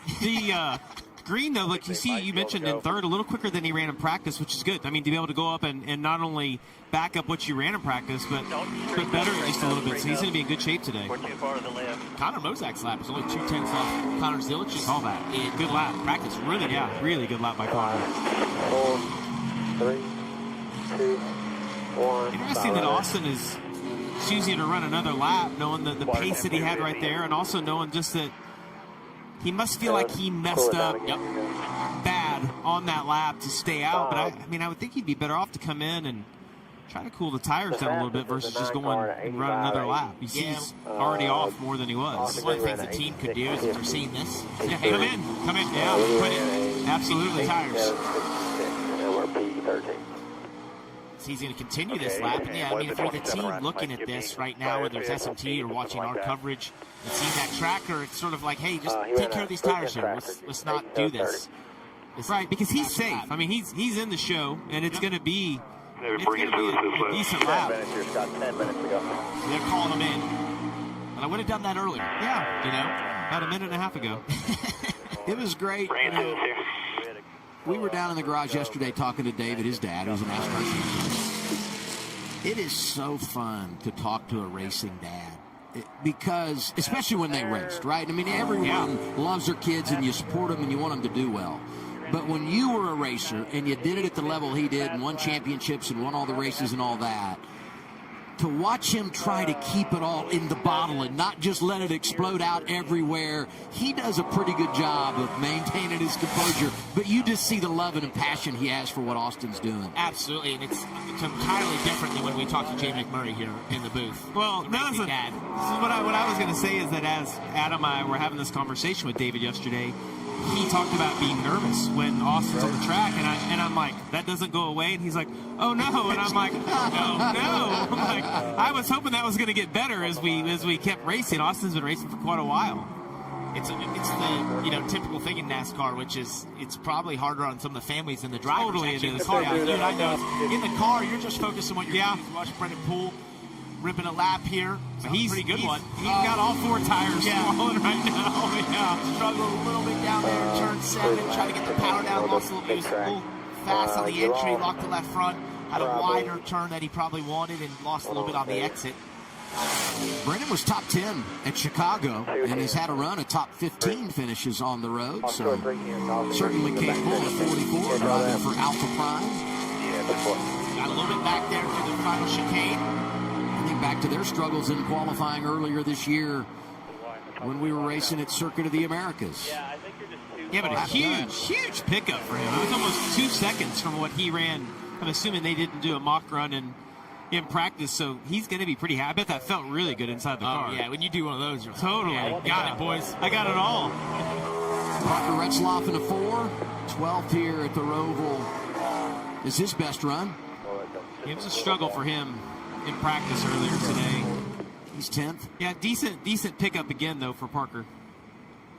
I like that sponsor. Enjoy. Said, love your laundry. Oh, yeah. You do your own laundry. I do. Good for you. Look at it. Love your laundry. Garrett Smithley, 17th. It's a good-looking car. It is. A really good-looking car. Good effort, everybody. What's going on, Dylan? Well, it is all hands on deck down here to get the 32 car fixed with Andrew Patterson behind the wheel. We saw that issue that he had early in this session. It was a right front tie rod that broke. So teams from members from all 4 of the Jordan Anderson Racing stable this week have been down here trying to get everything swapped out and repaired. So they're making some progress, but still trying to just make sure that nothing else got knocked loose or anything as that tire kind of flopped around. But Jordan Anderson, I just spoke to him. He said we're still going to try to qualify. So with 7 minutes left here, they got to get everything buttoned up and get the 32 back on the track as soon as they can. And Taylor Gray plus 16 to the cut line right now. How are we feeling about the ROVAL? Had some good starts on road courses this season. Yeah, I feel like we're okay. Maybe not quite as fast as Xfinity Mobile right now, but we're working our way towards there. So a lot of guys made mock runs there in practice, and so we were definitely low on the board. But I feel like we have a decent operation there at GR Supra. So just have to stay in the game today, stay focused, plugged in, and get to work. What do you feel about qualifying? You were just talking to your crew chief, Jason Radcliffe. What's that communication like before you get in your car? Yeah, I think just focusing on the areas that we struggled on in practice. And not overdoing the areas that I think we were pretty decent in. So just, again, staying focused, and obviously qualifying is pretty important here, so I have to get a good lap. Adam? You know, you think about the margin for error, and we said this last week when we finished things at Kansas. We looked at him, 16 points above the cut line, and to me that's just such a dangerous number because it's enough to create a little comfort. You're certainly not going to, put your guard down at plus 16. But what I would say is you manage this day, and how do you run it long and get some points? Do you flip the stage and get track position? They're kind of in that no man's land where it makes it so difficult to manage. I would say points. You take the points on offer. Sammy Smith would love to be in that danger. Yeah. Oh, yeah, that's right. Yeah, he's only 30 points behind him. In his position, I think the choice is easy. It is you go for the points, and you just get every point you possibly can. You look back at Bristol, the spin here. You had about 3 cars going for 1 spot. Didn't get the finish he deserved at Bristol. And he's had great speed. I mean, you just see right here, pit stop issue came in. Thought he had a shot to win this race. We were talking about that. Had the issue on the right front on the pit stop.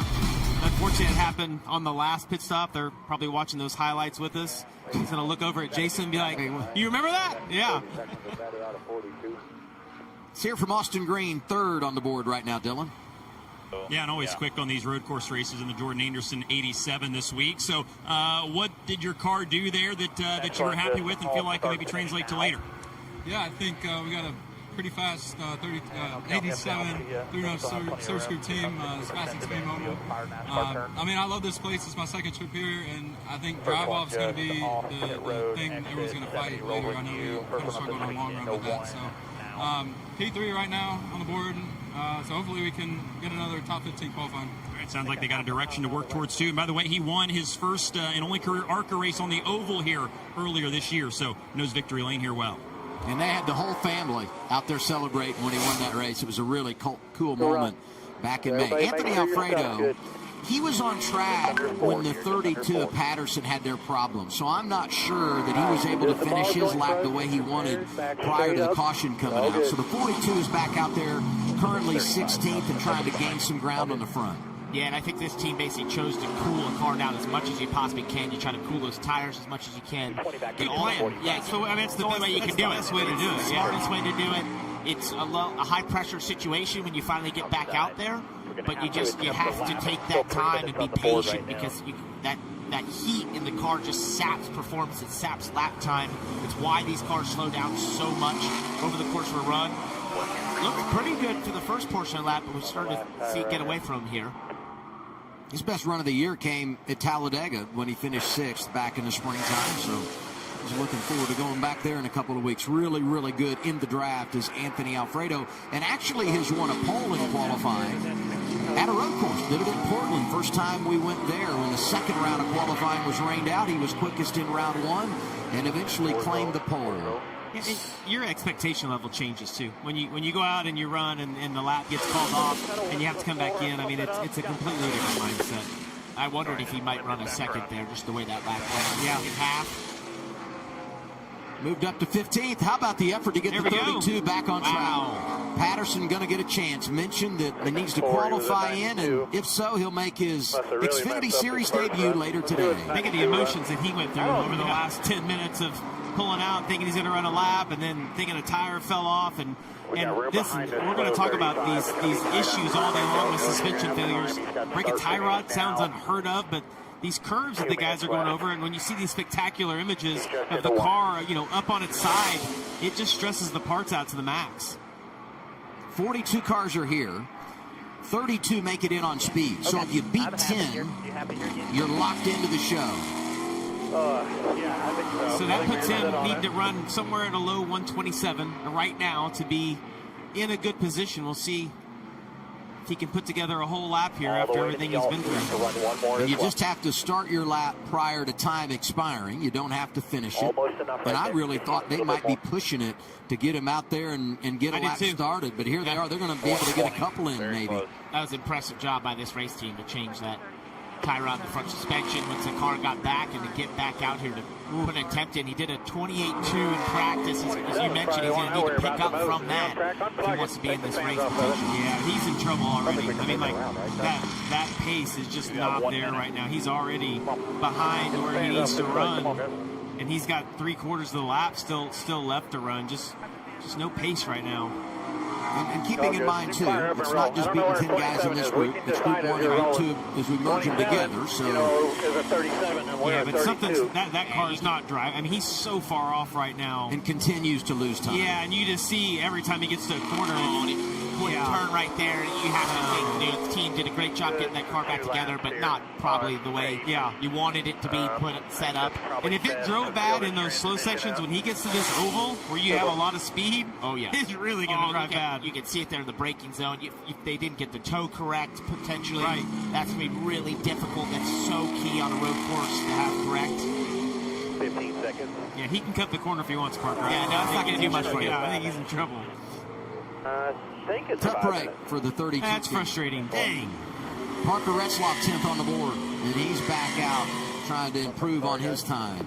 Interesting, these guys are going back out knowing they're going to start the race on these tires. If you're safely locked in, I mean, honestly, even if you moved up 5 spots, I don't think that the wear on the tires is worth the chance here. But I think for some of these teams, they're just not exactly sure. Right now, points work, and with 42 cars here, if you're right on that bubble, you're going to just take an attempt again, even if you don't think it's going to be faster. Just see if you can put something together to be quicker than your last lap. I mean, it doesn't do any good to have better tires if you go home. Nope. Right? That's a fair point. Use them if you got them. Yeah. I think it's smoke them if you got them. But, okay, got it. I did that wrong. The term. Sorry. Retzlaff stays 10th. Matt DiBenedetto is back out there. Matt's currently 6th on the board, so he's in a really good position right now.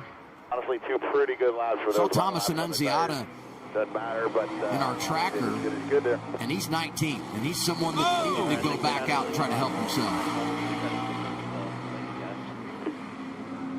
It's one thing to go out and put more laps on your tires. You don't want to go back out when you're locked in and have a problem and have to go to a backup car. No, that would be the worst scenario. Right left on the table in that first one. Lack of rear lateral. Look back at this final chicane. Get these curb happening. He didn't grow up. No, curves as much, and he was trying to maybe stay off them. But when you see that, that's when you've oversped that corner. You're wider than you want to be, and then the wall comes up super quick, and you just try to be tighter on the exit. He wasn't there. Group 1 qualifying is. And the rear is fully loaded. It just really snappy.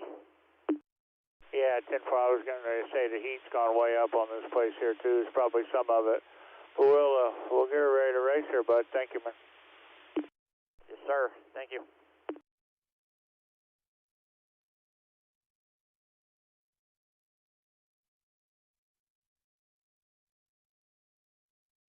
When he's in the gas and a right-hander here, you're probably half-inch of skirt on the left side. For a little bit of forward drive all race at that point. 10-4.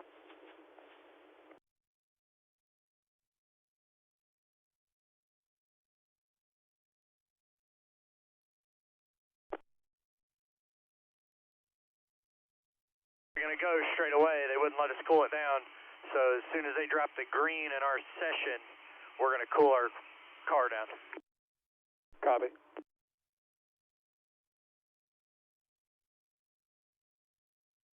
Wave. What happened?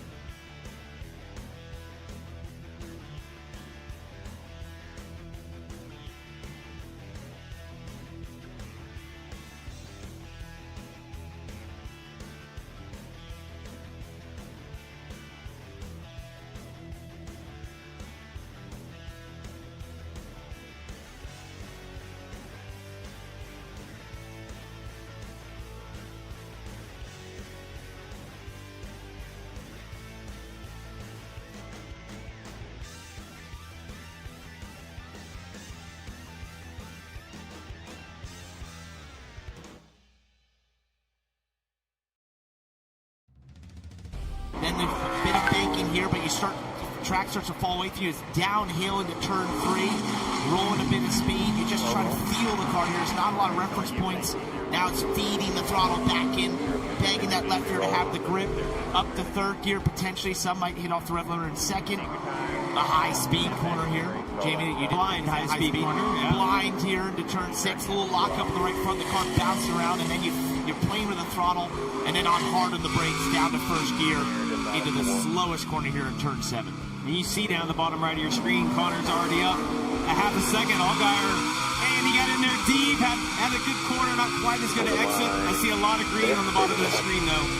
Wow, I mean, Connor's on pace to run a 127, or 125.2 right now. Even a little more on the entry. Look at that. Wow, let's see what exit he gets. He's going to maybe get the 126s right here. It's going to be really close. Major hot lap for Connor Village. And right now it's the Connors at the front. Zillage in front of Mozak. 125.04. Allgaier jumps to second.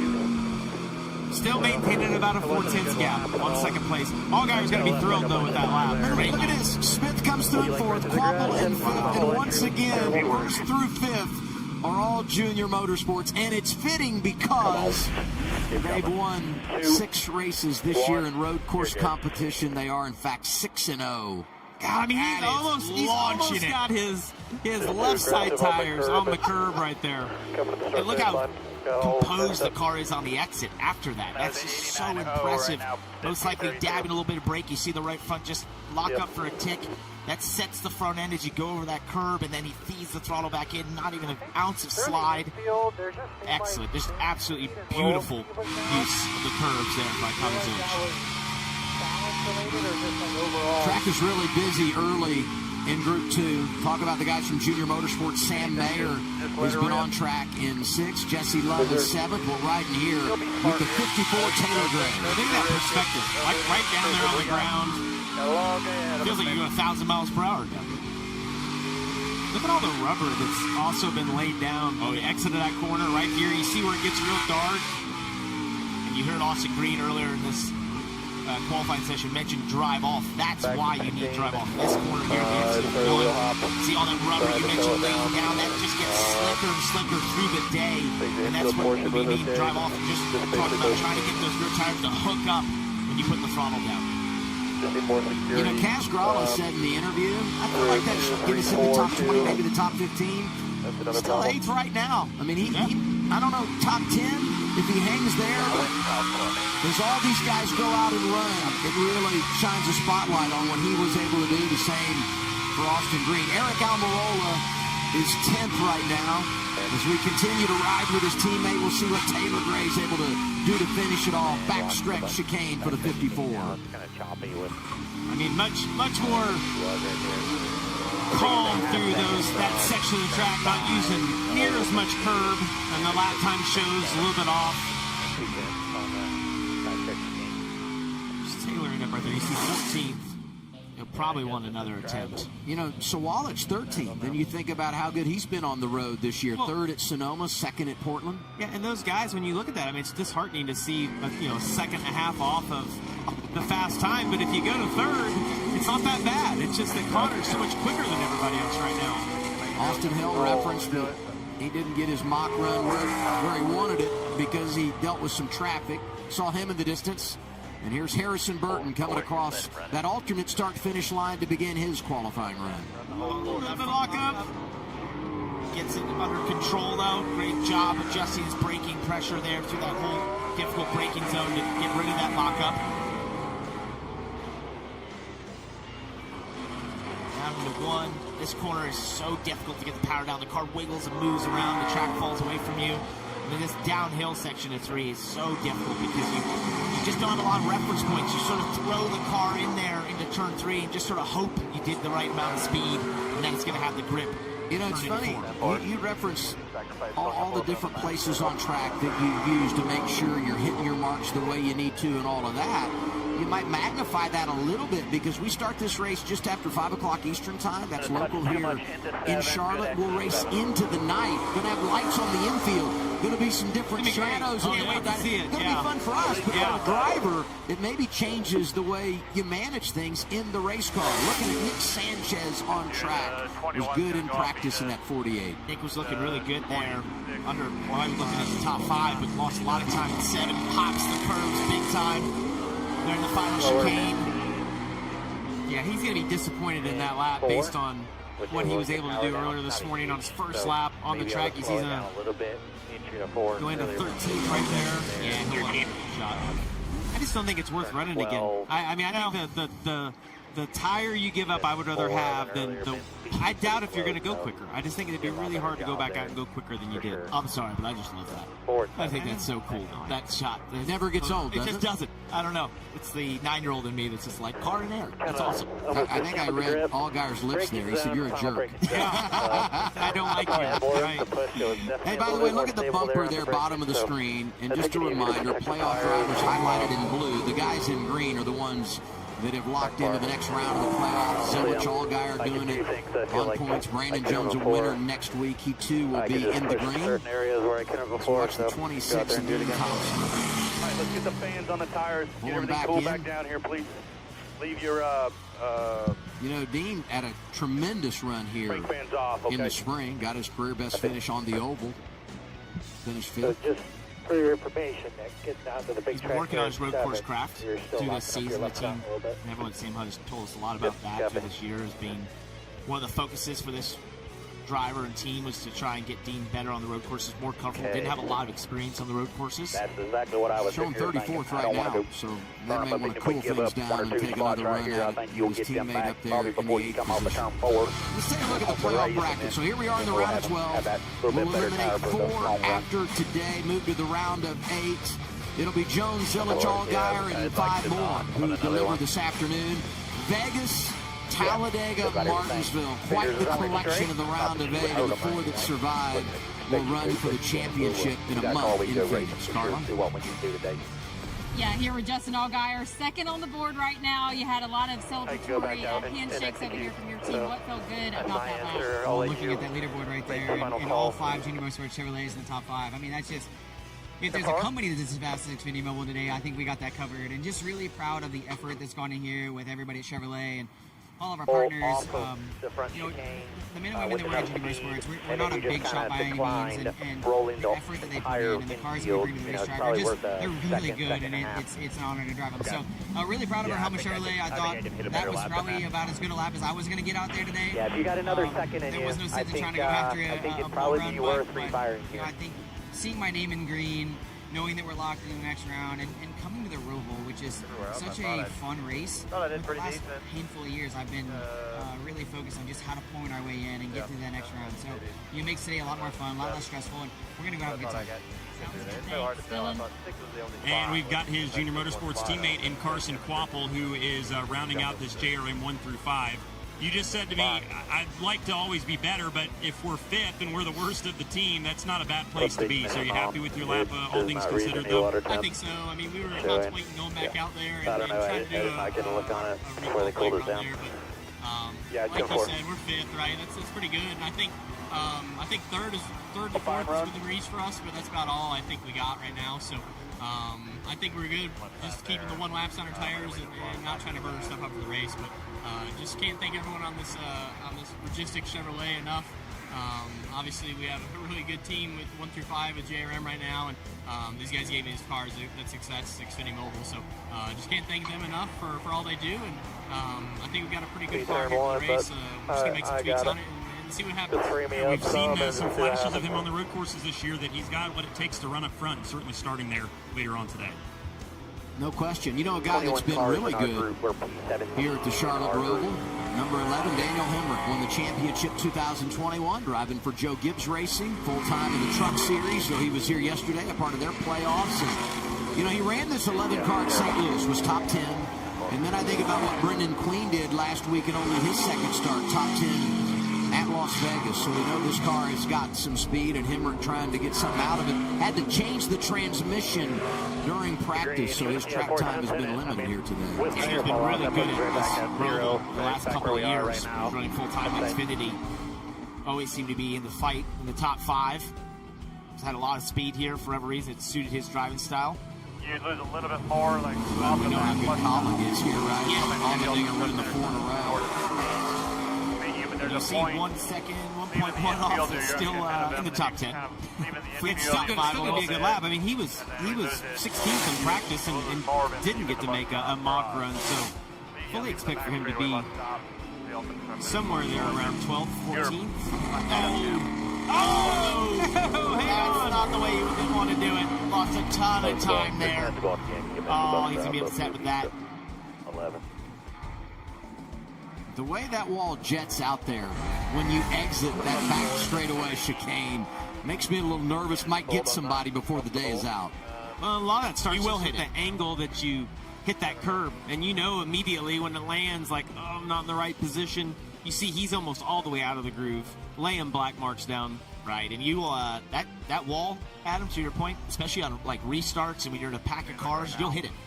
Multiple guys will hit it, especially these Xfinity cars with the composite bodies. You'll get away with it, but that wall, it comes up quick, and there's sometimes you just, especially if you're falling out of a car, you can't see it until you've actually hit it. Here's the team car, Daniel Dye in the 10. Never been to the ROVAL. He too had some mechanical issues during practice, limiting his time, so it exaggerates the challenges for the driver from forward. I think he had an axle issue earlier today in practice. Only got to run 9 laps. You mentioned it, not running here. I mean, just limited track time. So hard for a guy that's not a road racer. I mean, kind of got everything going against it, and you see it's reflected in the lap time there on the bottom, almost 3 seconds off right here. Such a difficult way to tackle a qualifying lap, especially in places where the first lap on tires is the best, right? You're just exploring, and you're sort of guessing what is the grip level, how late can I brake? You know, huge why they opted to go out and run that hard, knowing that you're going to start in the back. I almost feel like you just would have been better off to sacrifice that. I mean, especially with the lap that he ran there, like sacrifice that to have better tires. Yeah. Well, maybe track time. Yeah. Maybe get another lap, get another look at it before you get in the race. Yeah. 6 minutes to go. Group 2 qualifying, and track is really quiet. And everybody just trying to get it cooled down so they can go out and make another run. A little bit of the calm before the storm, if you will. And looking at Taylor Gray here, and someone that no doubt would like to go out and improve their position. 16th is where he sits. He comes in 16 above the cut line.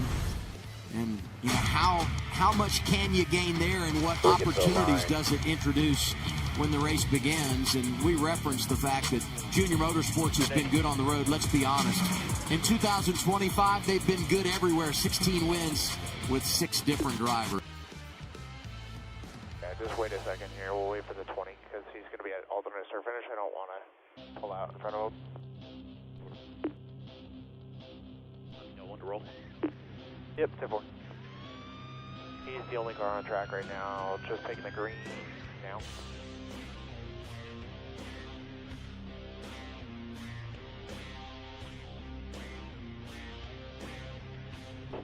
It pops right up and it takes forever to get through there. That's why I can't roll any more speed through there. 10-4.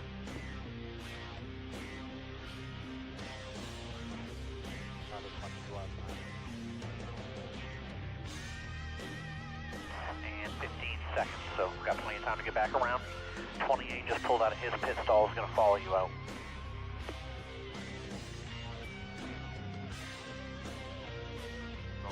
Okay. The 21 is slow rolling off 4, so you can drag your feet. You've got a good minute of buffer to drag. First one at speed is just now into 7, so whenever you want here. The 21 and 28 are starting to launch into 6.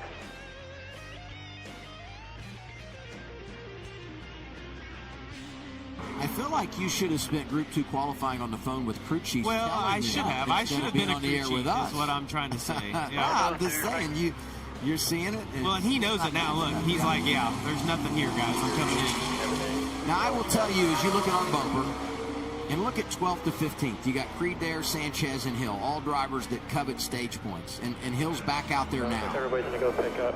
What I would say, while it doesn't look good, you think there's going to be a number of guys in the top 10 that are going to flip the stage. Oh, yes. They're going to give up the stage points. You run it long, you know, if you can go from 15th to 10th on speed, and then 6 or 7 pit, you can still get some stage points. But there's no doubt qualifying outside the top 12 is not what this 21 team had on their agenda today. They thought they'd be far better than that. All right, we have victim number 2 right here. Getting ready to start his lap, Austin Hill. You mentioned it. He was 15th earlier at a 1:26.65. So we'll see if he'll be the first to be able to do it. And really, you know, in their position, to your point, Adam, you know, flipping the stages is something that any of the cars that feel like they could win this race are going to do. It's massive. It's worth a ton here. And if you're going for points, though, what it most likely will do is eventually bury you deep in the field for stage 3. And what you're hoping for in that case is some cautions that can get you back closer.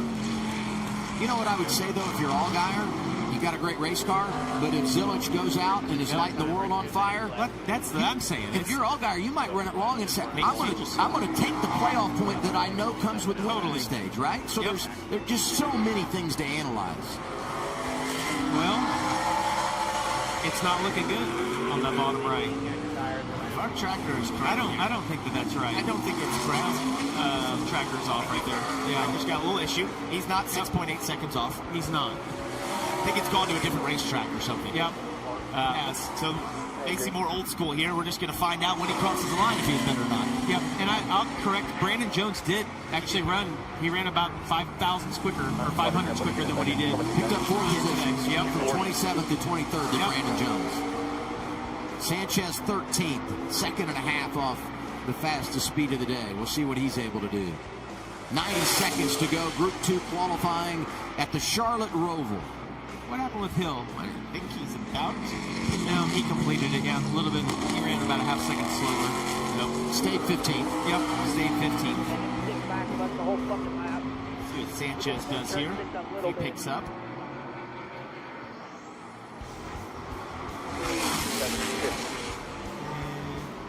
Nope, about 4/10 off. That's not good. No, both sides. That's not what you wanted to do. Harrison Burton back out there. So, pretty odd.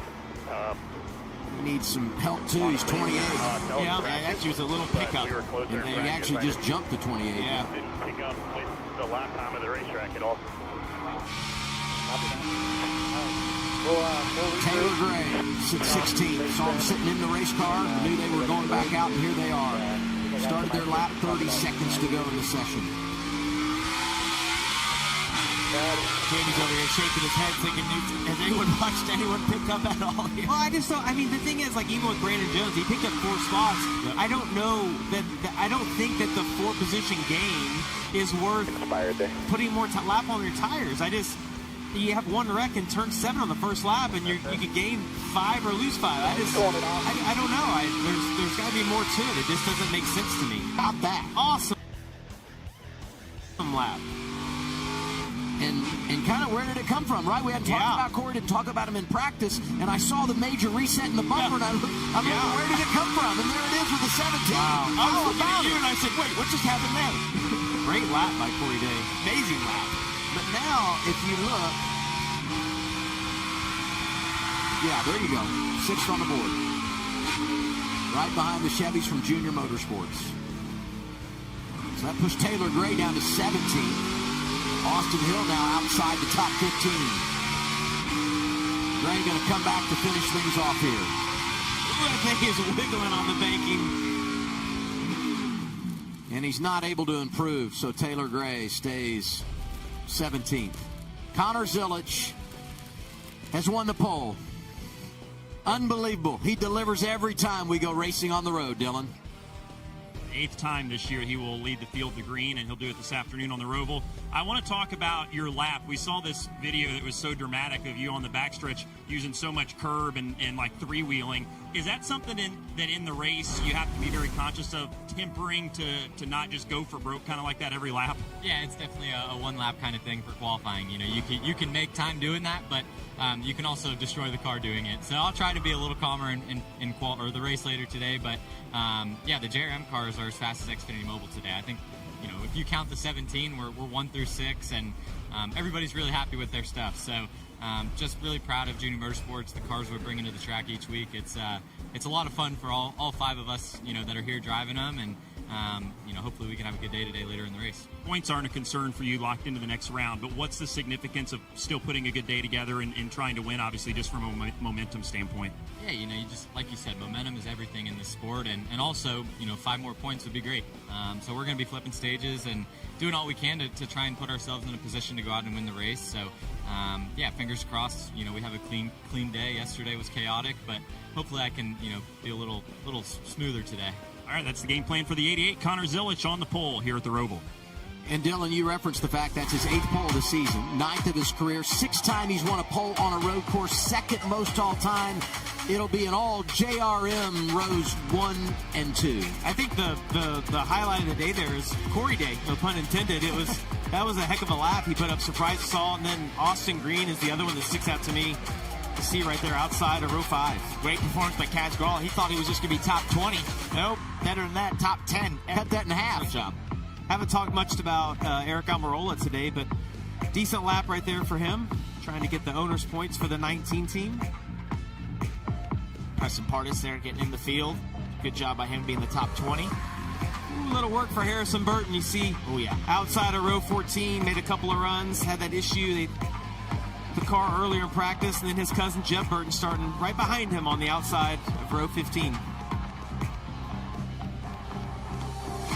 See those drivers coming from the back, and then look bottom of the screen, the 4 drivers that failed to qualify: Garrett Smithling, Andrew Patterson, Austin J. Hill, the other Austin Hill, and Thomas Annunziata, unable to put themselves into the show for later today. So a quick reminder of where the playoff drivers will roll off today. We talk about the strength of Junior Motorsports. 1st, 2nd, 4th, and 5th for their playoff guys. Mozak, obviously a part-timer. Sam Mayer, who's won this race the last couple of years, starts 7th. Coming from deeper into field, we talk about Harrison Burton, Brandon Jones there in 23rd. Taylor Gray, Austin Hill. Some drivers really have their work cut out for them later today. And there's the photo op being taken advantage of. Sweeping the top 5 positions. That's pretty cool. Remarkable. I don't know if we've, in the Xfinity Series in recent years, seen such dominance from an organization. I think if you're not a Junior Motorsports car right now, you're all scratch your head wondering, what are they doing? Practice and qualifying is done.